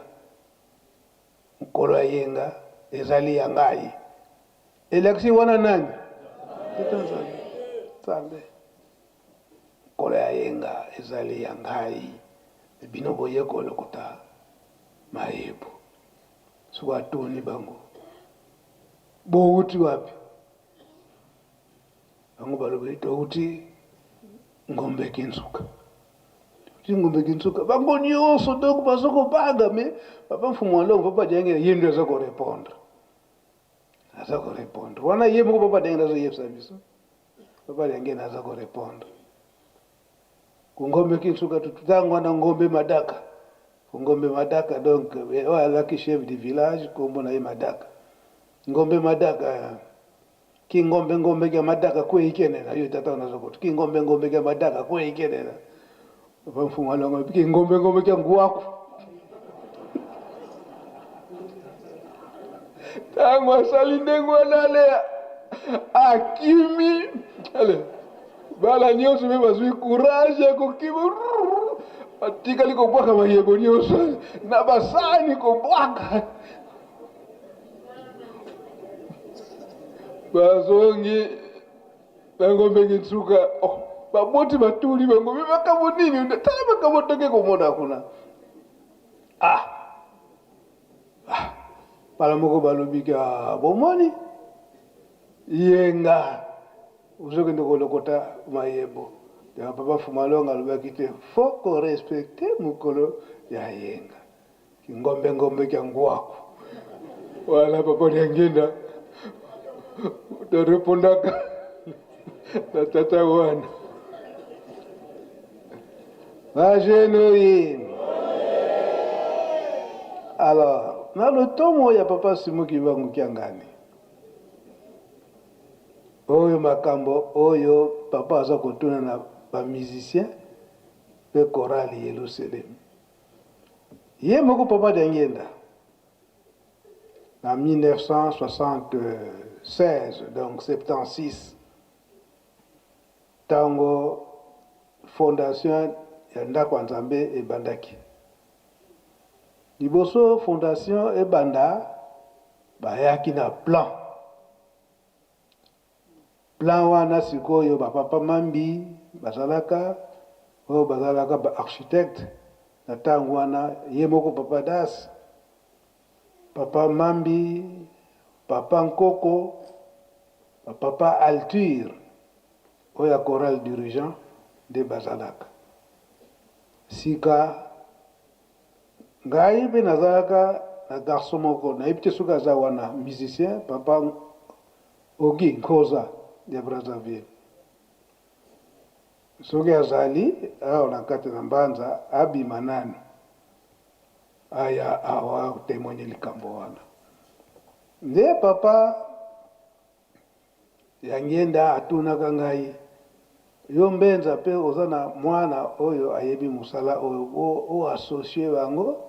associe ye pai na bango mpo toza na posa mpe ya jeune moko azala papa naza na mwana moko autaki Brazzaville ye nde tozalaka nayebi mosala wana nde yaki kopresente papa Ogi Nkoza oyo ya musicien azali mpe awa na nkamba ye nde na presentaka epai ya papa Diangenda nde esika wana sikoyo ayaki kobenga papa Kimpwa na papa Nzila abeke bino boyebi secret na ngai ndenge nini nkamba ekozalela pe plan ya ndako ya Nzambe esina desina yango na mabele papa Nzila na papa Kimpwa balobaki wi papa ndenge odesinaka ndako ya Nzambe na mabele plan na yo ezalaki na 3 versants ndenge tomonaka toiture oyo ya temple eza na 3 versants papa Mfumandongo papa Diangenda kontima atunaka papa Nzila na papa Kimpwa Pourquoi 3 versants? Na tango wana na lakisaka tango na tozaki bana mike na ki ko dessiner ndako ya Nzambe. Pourquoi 3 versants? Oyebisaka biso ete tata mwana pe tata molimo santo ya mine azali te. Donc signification ya 3 versants wana. Deng papa dengela lobela kango na 1976 wana tozalaka na papa Oginkoza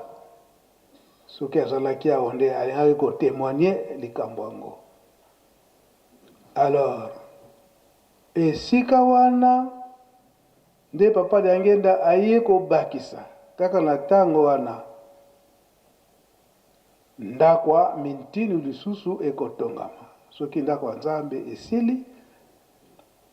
ndako ya mintinu ekozala pe na 3 niveaux. Azoyebisa bapapa Das parce que trinité wana epai ya tata ya mine azali te. C'est comme ça que nous sommes nés tous 3. Papa Kisolokele, papa Dialunga na pe papa Diangenda Kuntima. Leki Maman Nsilulu abotamaka mais atikalaki ko vivre te parce que elle pouvait plus contredire la Trinité. Wana maloba ya papa Diangenda. Pe akweye koloba lisusu eke na Yerusalem ya kala ezalaki tempelo na nini na mintino pardon na nini lisusu ndako ya résidence ya roi Salomon. Et nyonso wana ekozala kaka na 3 niveaux. Bandako nyonso wana fezala na 3 niveaux. Ndenge totali soki na résidence, ndenge ba ingénieur basalaki yango papa Médard, donc bayaki ko récupérer na sous-sol. 5 donc ye papa Mfumandongo aye koyebisa biso siko ndako mosusu ekotongama wana ya 5 niveaux pour représenter les 5 continents. Yango so totali ezali nde misé. Donc en 1976 nde papa Mfumandongo papa Diangenda Kuntima azoyebisa biso makambo wana. Donc nde nalobaki soki papa Nkoza soki azalaki na kati ya nkamba nde alianko ya ko témoigner parce que tozalaka na ye et ye mbe banda ko garder ko sala copie ya ba plan nyonso wana papa Nkoza. Ye mbe ko sala ba plan nyonso wana. Et aye ko bakisa et que temple fezala na 100 mètres sur 50. Temple oyo ya nkamba ekoki kozala adapté te ailleurs kaka na kati ya nkamba wana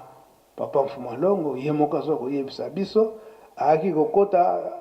na hangar moko ezalaki pembeni na Chamukwal oyo papa Das batongaka comme bureau d'études. Ezalaka wana na bapapa Nkoko, bapapa na bandaki natangaki wana bapapa Mambi, bapapa Artir, bango nyonso babanda kozala biro wana. Donc ye moko papa Mfumandongo papa Diangenda Kuntima aza ko dicter biso makambo nyonso wana. Puis alobi na bango ba architecte. En tout cas ndenge na pesi bino plan oyo bo modifier ata likambo moko te. Po modifier ata likambo moko te. Forme oyo biso to pesi biso nyonso misato yango nde bokolanda na temple. Donc a insister bo ajouter eloko moko te. Kaka eloko yaki kosalama eke baki kotia crépissage. Parce que papa Diangenda alobaki ete ekozala na mwelon nyonso banda na se tina likolo. Neroloba boye ba musicien ba papa Saidi ba yebi likambo yango très bien. couche ya mur 80 cm nyonso wana ye moko papa denge nazolobaki ezali significatif mpo na nini tosaleli yango boye nde papa esika wana obandaki kotuna mpo na papa nzila mpo papa denge na mpe malgré plan ezalaki mais adesine yango susu na mabele ndenge asalelaka yango na 1923 na miso papa nzila na tata Kimpwa mpe ntango waza koyebisa biso makambo mintinu na résidence wana résidence na mintinu ana etongami te mais mintinu déjà terrain elaka déjà aplani biso tobanda komona kaka place ya hélicoptère ou bien avion petit porteur ekoki kokitela wana nde na le 15 octobre après inauguration ya temple na 1981 wana le 15 octobre nde papa de Ngenda aye kotia libanga ya mintino toujours 3 niveaux significatifs trinité awa na résidence nde aye kotrace ndako ye moko korali eloselemi témoin na tango na bapapa kambo papa de Ngenda alobieke kado ya papa Mfuma Mbanza na 5 mois basalaka awa na le 25 mai nde aye kotrace ndako oyo na tango wana apesi plan yango ye moko epai ya papa Medar na mintinu kuna apesaka toujours papa Das na papa Lukanu na papa Goje bango nde apesalamaka tashe wana mais na ndako ya Nzambe papa de Ngenda alobi ete soki toye kopesa maboko epai ya Mbutakiangani po te ndako ya Nzambe etongama parce que Satan azali ya kosepela te ndenge nini tosali fondation mpo na Satan ndako ya Nzambe oyo esala meme 30 ans esilaka te faki oyebi likambo wana très bien yango papa Mfuma Mlongo papa de Ngenda ayaki kofanda awa na nkamba pe ye moko azalaki kosalisa tournée ya ntinsani mpo na ndako ya Nzambe oyebi yango très bien bamusicien parce que mpo na bapapa ekefo esala 5 ans yango mpe ekele 6 avril wana na 1981 ndako ya Nzambe eyaki kozala inauguré mais na inauguration de 5 wana avril bambuta bakendaki kofuka mapa ya papa eza likambo ya soni te ne faut pas inviter des gens parce que temple ezali prêté bamusicien boyebi likambo yango bien bosili kaka ntango papa Mfuma Longo aregrete bamusicien bosili kaka bobengana kutu bambuta nyonso comme ça botikala kaka awa na bagene donc soit koreki po ete bosilisa misala wana toyebi to toyebi yango te toyebi yango très bien wana netango wana botomboki kosala bateatre mpo na nini freinage na le 6 avril wana 1981 bambuta nde bazaya kokamwa mususu kuta lobi beno minkuya lwene mpimpa lusadidi salukiki kantango lusadidi luba nkuya ngenge nkuya nkuya alors nde na mintinu ye moko papa de Ngenda alobi na papa Mfuma Mbanza yo continue musala na yo continue musala na yo ya kotonga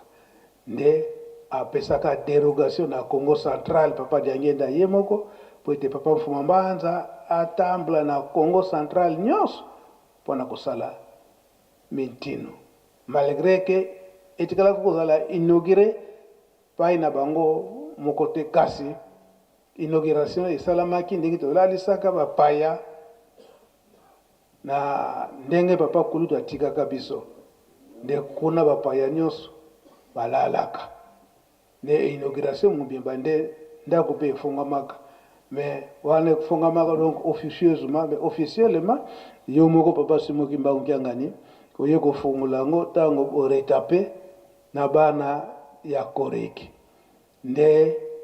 sikoyo na 99 98 wana nde papa Fumambanza ye moko aye kosalisa résidence na ye nde na tango wana aponaka commission oyo yo moko papa Simoki Mbangu Kiangani ozo kotambusa mpona kotonga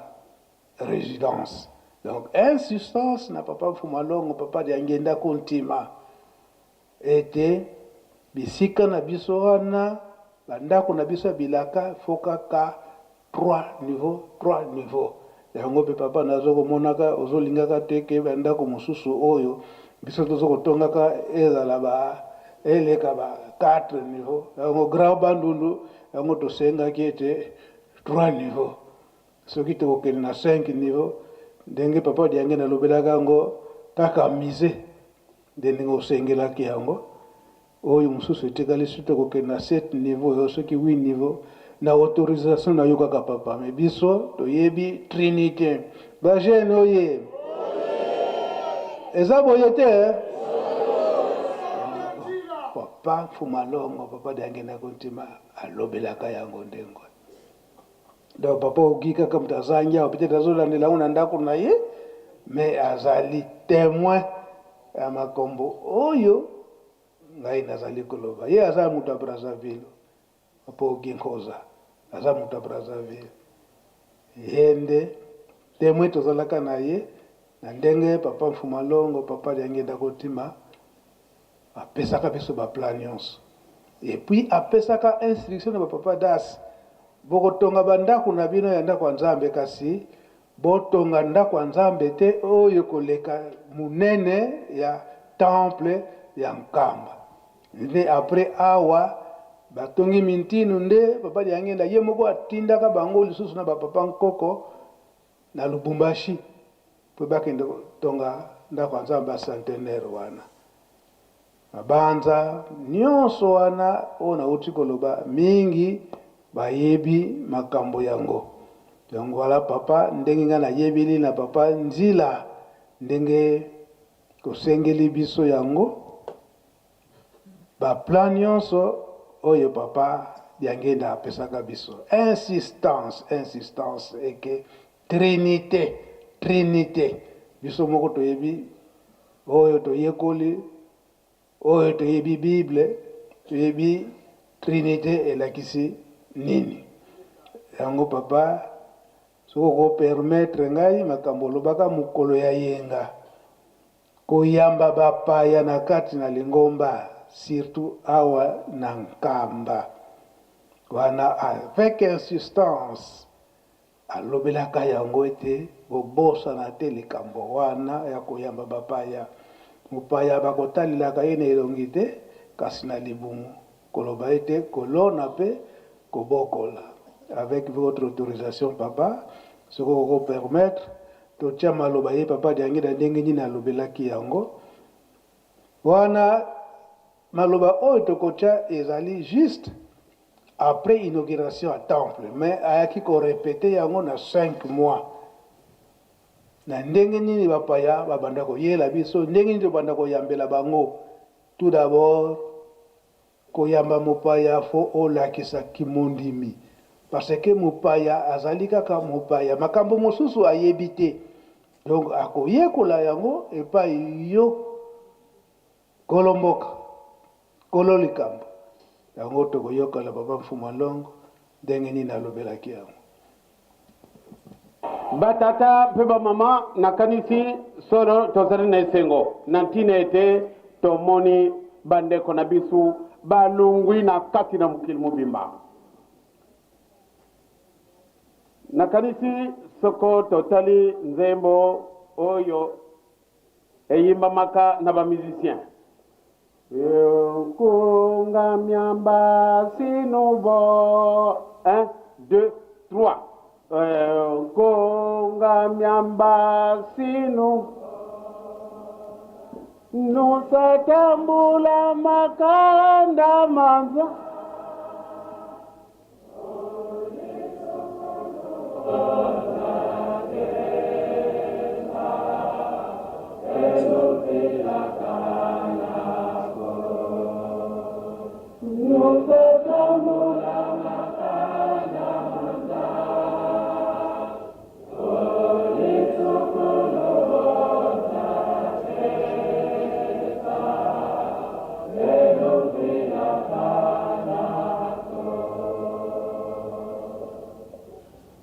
nakanisi na 1921 papa ntango yembaki nzembo oyo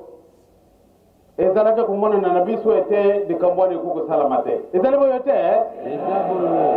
esalami soko esalami te esalami bamama mpe batata lokola nzembo toyembaka totonda nzambe 1 2 3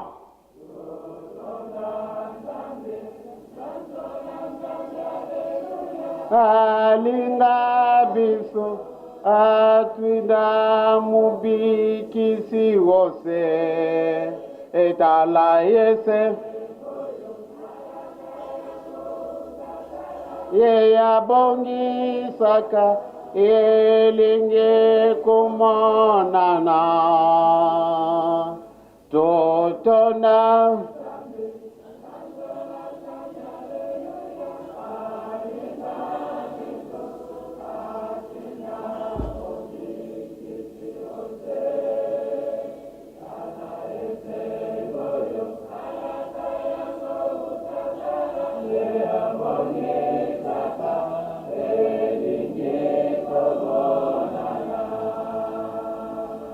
tala nano bangkoko na biso nani ya ye baka tokoko maboye tala nano esinga to kimbajisoye bo batela mibeko aleluya sanjola nkolo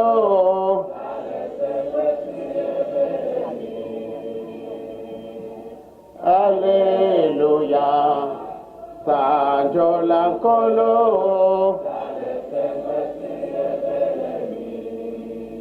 Itala nano bangkoko na biso, nane ya ye baka itokoko maboye, itala nano esika uti. Bande mi to batela mi beko Alléluia Sanjola Nkolo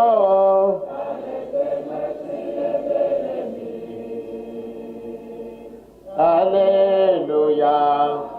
Sanjola Nkolo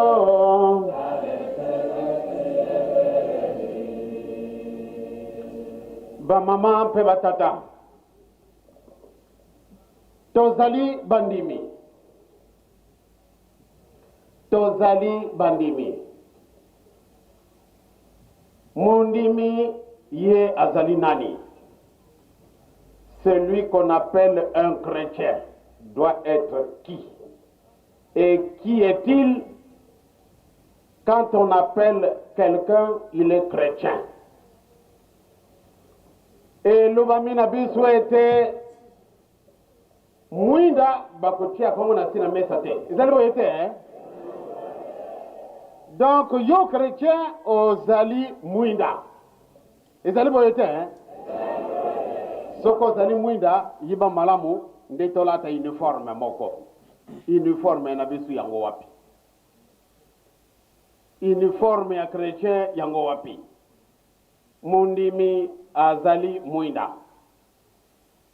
Un chrétien, c'est la lumière. Quel est l'uniforme d'un chrétien?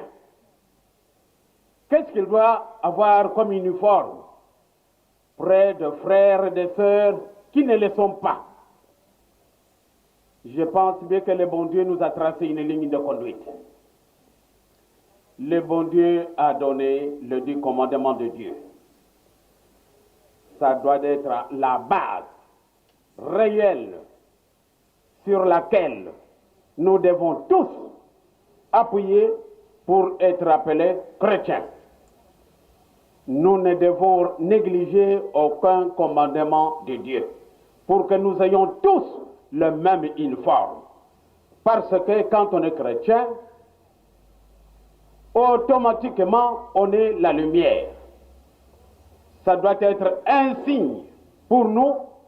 qui nous fera distinguer de ceux qui ne sont pas encore été appelés chrétiens. Notre mission est immense. Surtout, comme je l'ai toujours dit, quand je me trouve à côté d'un théologien, je peur. Pourquoi? Je suis censé de croire que celui-là, en tant que théologien, il peut facilement décortiquer le bien et le mal qui se trouve envahi dans mon cœur. Un médecin, un chirurgien, automatiquement, quand il se trouve en face de celui qui est atteint d'une maladie quelconque et qui a besoin de sa science, c'est-à-dire quelqu'un, par exemple, qui est atteint d'une appendicite, eh bien, le chirurgien doit chercher par tous les moyens pour enlever les mal dont souffrent les malades. Et quel est le rôle d'un théologien? C'est justement ce rôle-là. Et quelquefois, quand je pense à ce qu'on est en train de préparer à l'Otendele comme théologien, réellement, quelquefois, je vous utilise un langage qui vous paraît être un peu difficile, un langage qui vous paraît être compliqué. Et pourtant, je pense que ce sont mes appréhensions qui me poussent à ce que j'utilise quelquefois ce langage, que je qualifie de très important pour moi. Théologien, vous avez une mission très grande, parce que vous êtes censé de connaître mieux que moi, mieux que quiconque. Pourquoi? Parce que vous êtes théologien. Je voudrais à ce que nous y arrivions, quand nous voyons nos frères qui nous visitent, qui viennent de pays lointains et qui se déplacent uniquement pour venir participer dans un de nos cultes comme celui-ci et nous connaître, je crois que notre devoir, c'est d'être réellement chrétien. Suivre les pas du prophète Simon Kimbangu. Parce que s'il n'était pas chrétien, je pense que le bon Dieu ne lui aurait pas annoncé que plus tard, vous recevrez ses amis. Je crois à plusieurs reprises, nous avons reçu les gens ici. Et cette forte délégation qui est venue uniquement envoyée par le conseil œcuménique des églises.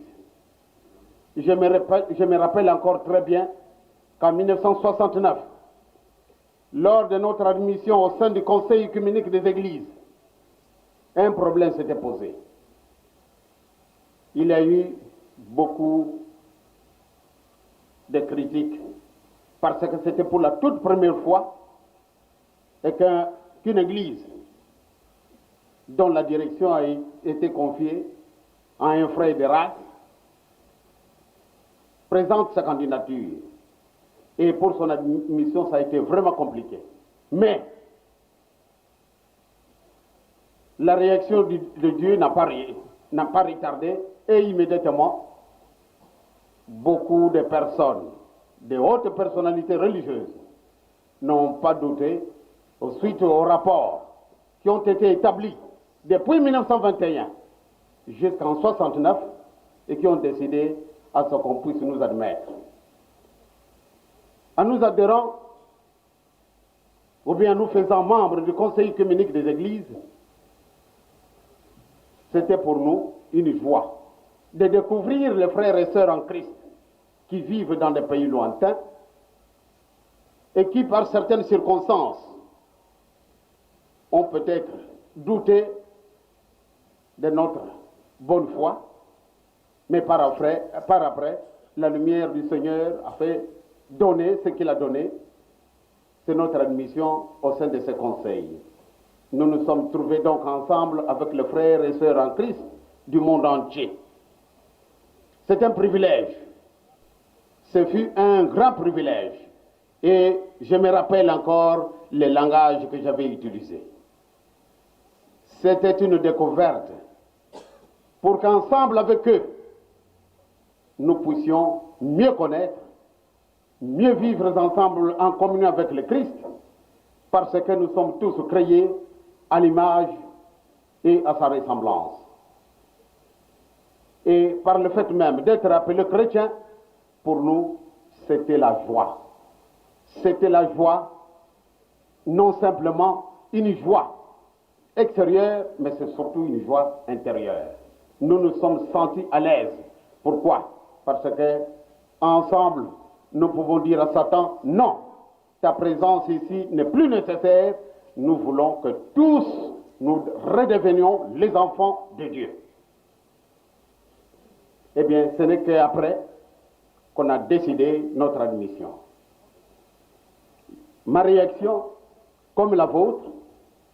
quand je suis rentré, je vous avais fait le compte rendu de ce qui nous est arrivé. Et aujourd'hui, nous nous trouvons en face de ces frères et sœurs qui viennent du monde entier pour partager avec nous cette joie. Mes chers amis,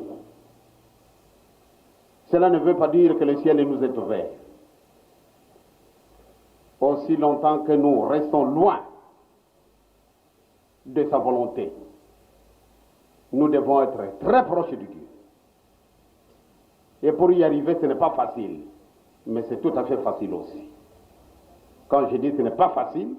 parce que la ligne de conduite qu'il nous a tracée, elle n'est pas facile à suivre. Mais quand on veut, il y a moyen. Restons donc de vrais chrétiens et le bon Dieu nous a persuadés que le ciel nous sera ouvert. Travaillons donc, comme nous l'avons toujours fait, main dans la main, pour arriver à concrétiser surtout sa volonté. Nous sommes partis de zéro, mais je crois, avec la ferme volonté que nous avons de suivre le pas de Christ, eh bien, j'espère que le Seigneur ne nous décevra jamais. Il ne l'a jamais fait. L'essentiel, c'est de rester sous sa loi. Quand il dit ne faites pas ça, eh bien ne le faites pas. Vous vivez chez vos parents. Et quand les parents manifestent cet amour de vous aimer, et qu'ils donnent tout ce dont vous avez besoin, mais ils vous font quand même une condition. Attention, notre enfant, ne faites pas ça. Et si vous désobéissez, je crois que le papa et la maman ne seront plus favorables à vous donner ce dont vous avez besoin. Pourquoi? Parce que vous vous êtes heurté contre sa volonté, ou leur volonté. C'est pour cela que nous, pour rester fidèles à nos engagements, puisque nous avons accepté librement d'être chrétiens, eh bien, je crois que nous avons ce grand devoir d'obéir aux 10 commandements. Soyez assurés que le Seigneur ne nous décevra jamais. À ces frères et sœurs qui sont venus de pays lointains, comme je vous l'ai dit hier, nous aurons tout le temps de bavarder, puisque demain je voyage ensemble avec vous, et pendant notre séjour, que ce soit en Kamba, que ce soit en cours de route, que ce soit n'importe où, et quand vous serez de retour, avant votre départ, eh bien, je serai toujours en contact avec vous, et je pense bien que nous pouvons nous poser des questions les uns les autres pour mieux connaître les devoirs que nous avons chacun de nous vis-à-vis de notre Seigneur Jésus-Christ. Sinon, vraiment, nous sommes très heureux, très honorés de votre présence, parce que vous représentez des différentes églises du monde entier. Eh bien, pour nous, c'est la joie. Kimbangi soye. Et sengo soko et sengote. Soko toko zala kabana na mibeko. Toko koka, soko toko koka te. Mais soko toto cité, tata ko sepela. Ako sepela. Donc, si kawana to bunde tumba, poate to ke sasata na sori. Ezali boyete, na komuna tata pe na mwana pia elimu santo. Amen. Soka na ye alobi ete toyokisa nani soni satana tolandi te tolandi te o maloba nyonso ekokani na ye papa Simon Kimbangu Nkianga na mokolo yeyenga ekokani te donc na nzoto ya papa Diangenda na ya mibale alobelaki yango na misato mpe yango aza kolobela kuna alobi ete na 1981 wana tozongi à zéro. Tolandi te. Tolandi un peu distrait peut-être na sikawan. Yango donc na 81 wana tozonga ki à zéro. Ko bandeli. Siko papa aye kozongisa biso lisusu na l'an 2023 à zéro. Boyete. donc biso musala na biso kolanda maloba bapapa balobelaki yango ndenge nini yango mpe ezali kokokana oyo nzembo papa ayembisaki mokolo ayenga toyoki ye moko papa Diangenda alobi 1 2 3 eyembami te eyembami te alobi mpe na bamusicien bamusicien bato bayembaki nzembo wana yango papa maloba topreparaki yango wana mpona lelo mardi po ete elamusa biso lisusu alobi mingi na français kasi français na ye mpe ezalaki très clair na lingala mpe très clair mpona nini alobaki na français se bapaya wana ya conseil écuménique bango nyonso bayebaki kaka mingi français lingala bayebaki te yango adresse na ye mingi ezalaki na français tobandaki kolobela makambo ya papa Auguste Nkoza esi aye leka boya kotemoigne likambo wana leka kuna ya temple opesa micro faki oye ye baza musicien bombardier namonaka yesu te akoma doyen papa Auguste loba likambo ndenge nini oyebeli yango. Merci papa pour te bopesi ngai liloba mpona expliquer en bref ndenge elekilaki na ntango wana ntango naya kokuta deja ndako nzambe papa Jean Das amodifiaki mpona nini parce que baintervalle ya bapoto ezalaki molai mingi oyo tobenga batrave amodifie ntango amodifie eye kopesa nkokoso na tribune wana esali ke bapapa mibale kote moko papa moko pe kote mosusu na katikati wana poto bamoni non ekosimba te boye ekosalama te malamu tolongola poto mais soki balongoli poto ekozanga 2 cm po esala 12 mètres bon na 12 mètres wana déjà par rapport na grosseur ya mur donc charge ekoleka likolo mur ekokweya epi ekweyela bato babangi basali commande na chani métal mondelo wana adui commande alobi ke ebende na kozwango esalaka 6 mois avant apesa réponse ntango aye kopesa réponse wana nga déjà nesi nayaki nabandi kosala relevé ya ndako mpona koreproduire ndenge ekomi sikoyo parce que dans le temps ezalaki ndenge wana te mpo bakolone ebakisamaki na kati réponse eye mondelo ya chani métal alobi ke charge ekende likolo eleki trop ekokweya nga na komema ngambo donc nakoko ondima te kopesa ebende nanga aboyi mbala moko papa Das Nzonzwau asiliki ayi kokota kote nga nazalaki kosala relevé ya mpona kodemonte ndako na ndenge ekomi sika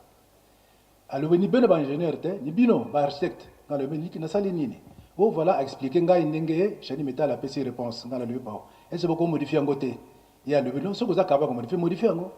ntango abimi mbala moko lokola bazodikte nga sala boye na bimisi yango na ndenge ebima ndenge eza wana mpona ndenge kala ezalaki na ndenge bomonaka oyo ya nani ya matete ezalaki esala ba arcade entrant kozala kokende vers mur ya couloir me nga na bimisi libanda pour que poto etikala na nsima e totouche eloko moko te bapoto nyonso ezala nango reconduit après ntango papa Das aye nabengi ye nasalaki même pas 5 minutes na mosala wana nabengi ye na plan nazo expliquer za comprendre te namemi na ndako ya nzambe nabandi kosala traçage pratiquement na ntango wana nazalaki na 22 ans nasali traçage pratiquement napesi ye bacoordonné nyonso ya bamesure nyonso nasalelaki wana amonema d'accord tokondima nano te mais foto tuna papa mfuma longo soki akoloba nini na mokolo wana batindi papa oyo akende kozwa mabaya ya bois de coffrage na camion ya igreja na Kinshasa akende un jour deuxième jour akomi tanga ke Kinshasa akomi kuna afukami po aloba ipa papa mfuma longo azoseka alobi ndenge balakisi bino za ndenge wana yepe alinga aloba ndenge balakisi bino bolanda ndenge wana après azongaki tanga azongi ayi kopesa réponse epa ya papa Das comme moi ndako nango tokosala moi bureau d'étude ezaka ya mabaya kaka côté moko dépôt côté moko bureau d'étude côté mosusu ni ongare oyo ba menuisier bakosalela donc nyonso bazoloba nazoyokananga après namona papa dasa ekota na kati ya bureau alobi nanga travaillez-vous oh. Kasi yebisanga likambo yebisi bino kona te comme olobi te likambo te nga pena continue mosala nanga na ndenge ekokaki yango bomonaki ke modification ya tribune esalamaki et puis epesaki biso mpe départ mpo ndako ekende na kosila tranquillement mosala meme nasalaki naza na 2 équerre oyo nasalaki mosala wana mosusu ya 60 degré mosusu ya 45 degré baekere menene wana ni lokola souvenir na bombaka na mosala oyo nasalaka na ndako nzambe. Merci papa. Merci papa. Metango likambo tobandaki kosolola la papa Fumalongo ya 3 versants yo ozalaka wana te? Oui papa nazalaka. Ba ingénieur to ba architecte mosusu bazoloba grandeur ya ndako et puis 3 versants présenté on dirait hangar moko bote dépôt moko boye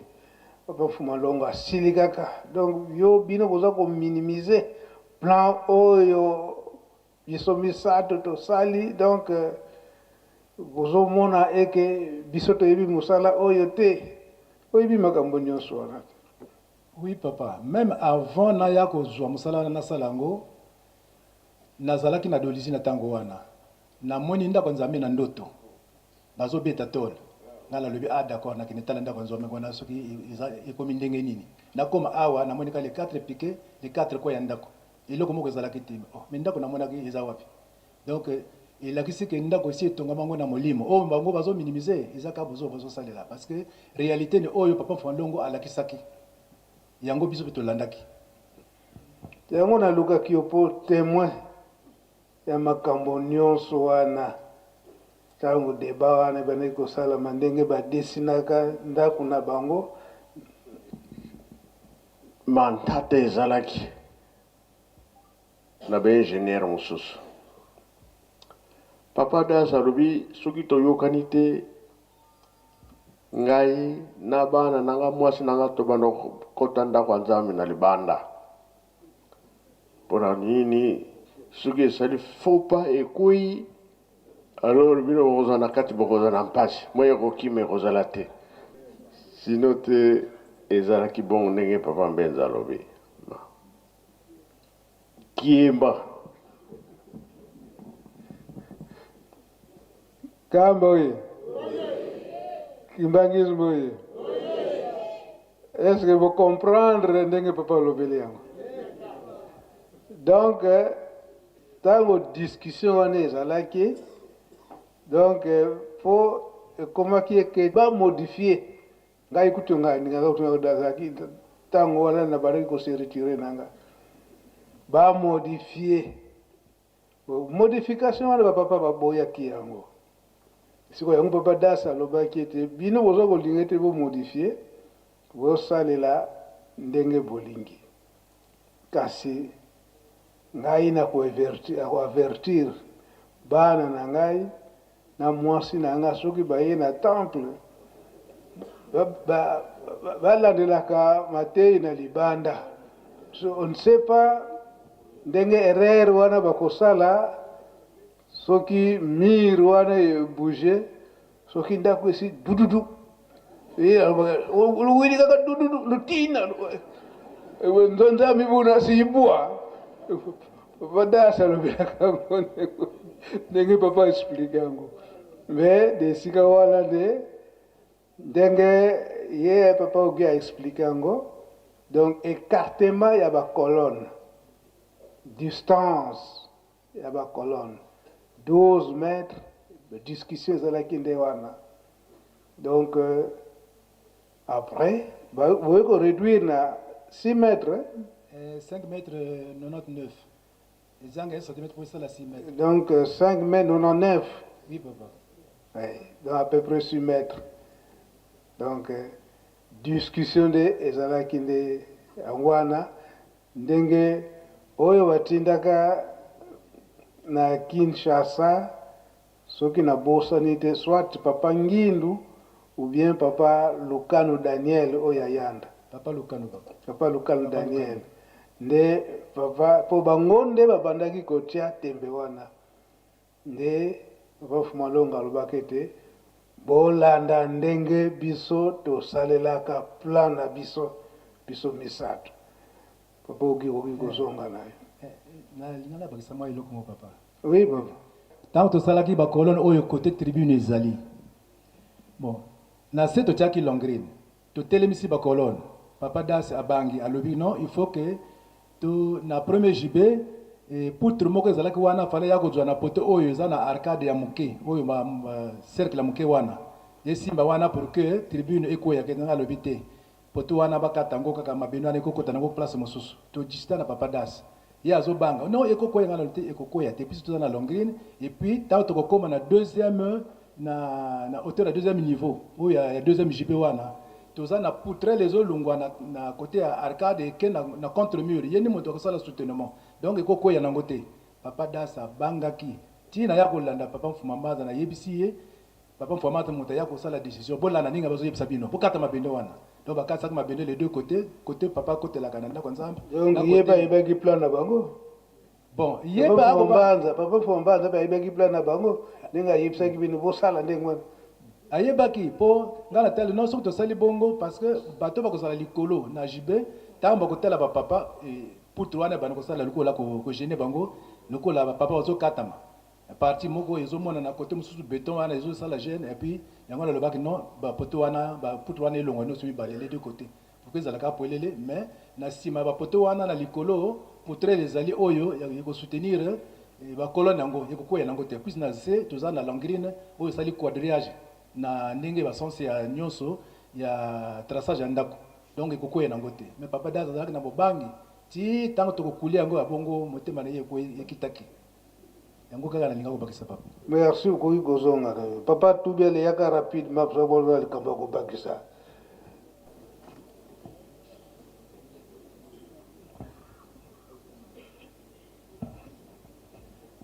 Na kombo ya tata mwana pe tata molimo santo merci banzambe na ngai ndenge bopesi ngai maloba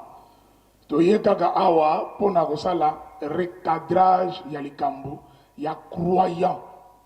likambo ya croyant kimbangiste nkolo ti lelo ezopesa mobulu bato bazokomprendre na motu te bato mosusu balobi ndenge tokomi croyant kimbangiste donc toza susu bachrétien te non c'est archi faux et faux yango wana nkolo ntango oyo obimisi likambo ya trinité ndenge nalandaki papa Chiko arekradaki susu na likambo yango soko koti na Google ndenge ekomami likambo ya trinité la trinité christianisme croyance de la foi chrétienne Dieu unique à la fois Père Fils et Saint-Esprit balobi yango clair et net papa la croyance de la foi chrétienne Dieu unique à la fois Père, Fils et Saint-Esprit. Alors, ce qui aujourd'hui étymologie à mot croyant, nkolo, na mot croyant balobi, croyant azali mutu oyo, azali ko croire enseignement ya religion na ye, oyo azo ko enseigner ye. Biso religion na biso kimbangisme. Enseignaka biso na doctrine kimbangisme ya trinité. Dieu le Père, le Fils et le Saint-Esprit. Dieu unique en trois personnes en Dieu. Donc, nous sommes toujours des chrétiens, car Jésus-Christ est là. Mais la croyance est basée dans l'enseignement, il y a l'ingomba nabiso. Parce que mangomba mususu, balobakaka, molimo mo santo aza mo pépé. Pas la bonne existence, il y a Dieu humain en tant que Saint-Esprit, asa existakate. Basakaka na nzambe na bango basukaka na kolois nengi biso na korikito yemba. Bamsusu basambelaka mukumbwa seye mwanda bafokole. Bankaka au nom de bafokole. Mais biso awa en tant que kimbangiste, tozalaka na doctrine, il y a Dieu le Père, le Fils et le Saint-Esprit. Fils, c'est le Jésus-Christ. Quand il y a le Christ, c'est le christianisme. ezalaka toza bakretien bato mingi papa na yokaki yango likambo wana oyo lokola tokomi bacroyant toza susu bakretien te mais non nani alobi bongo totangaka ete toza susu na bakimbangiste akala te oyo tozalaka mayele te je suis un diaspora français donc étymologie ya mo na mo mundele anégligeaka mo na ye te il faut alanda origine ya mo wana elobi nini elakisi nini donc likambo wana kaka papa ntango olobeli yango ya trinité yango wana na susumuki nalobi tosala nano recadrage ya likambo wana na bandimi bayebake être croyant cela ne dit pas que nous sommes plus des chrétiens non nda sirisira ngai bongo na kombo na tata mwana mpe tata molimo santo amen tobetela papa tubi maboko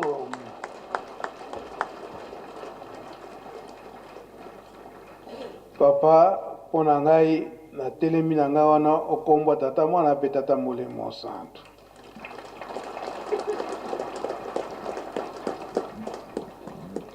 Merci Papa Mbenza. Tolandi pe malobe wa papa na oyo tobandelaki likambo. Toyebaka. Ndenge balobaka. Ndenge pe Bible lobi. Tosa papa na mama. Bongo be bongo te. O tozo salela ba papa na biso ya papa na biso te. Denge balobi to tonga Yerusalemi. Banaye balobi. Ah. Malobe lekaka mingi na mokili. Mais, biseke biso to telemeli pona ba papa. Abotami wana nkamba. Papa Kimbangu. Akangami wana nkamba.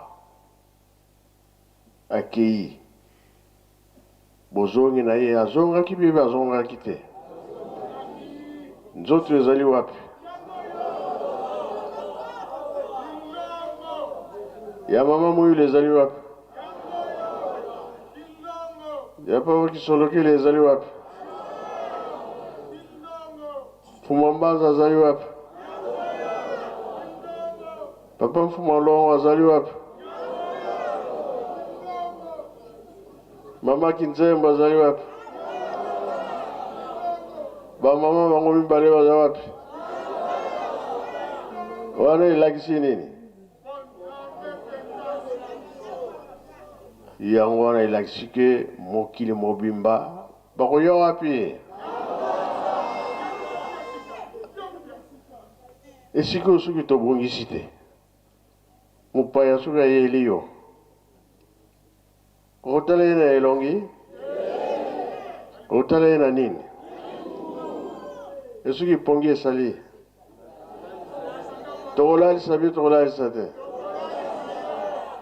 Na libanda tu na ndako. Donc kama foi tongama.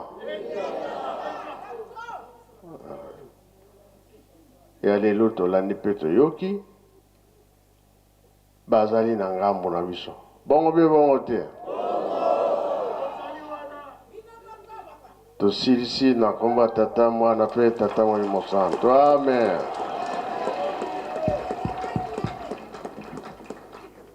Basheni oye! Bika tokubike no moko twatonda lusiku musutu tambuli kwa tata nzambi fumoto Yesu Kristo ye tata mwanda velela musola kwa seye mwana ye tata mwanda velela munkumbwa se ye mwana ye tata mwanda velela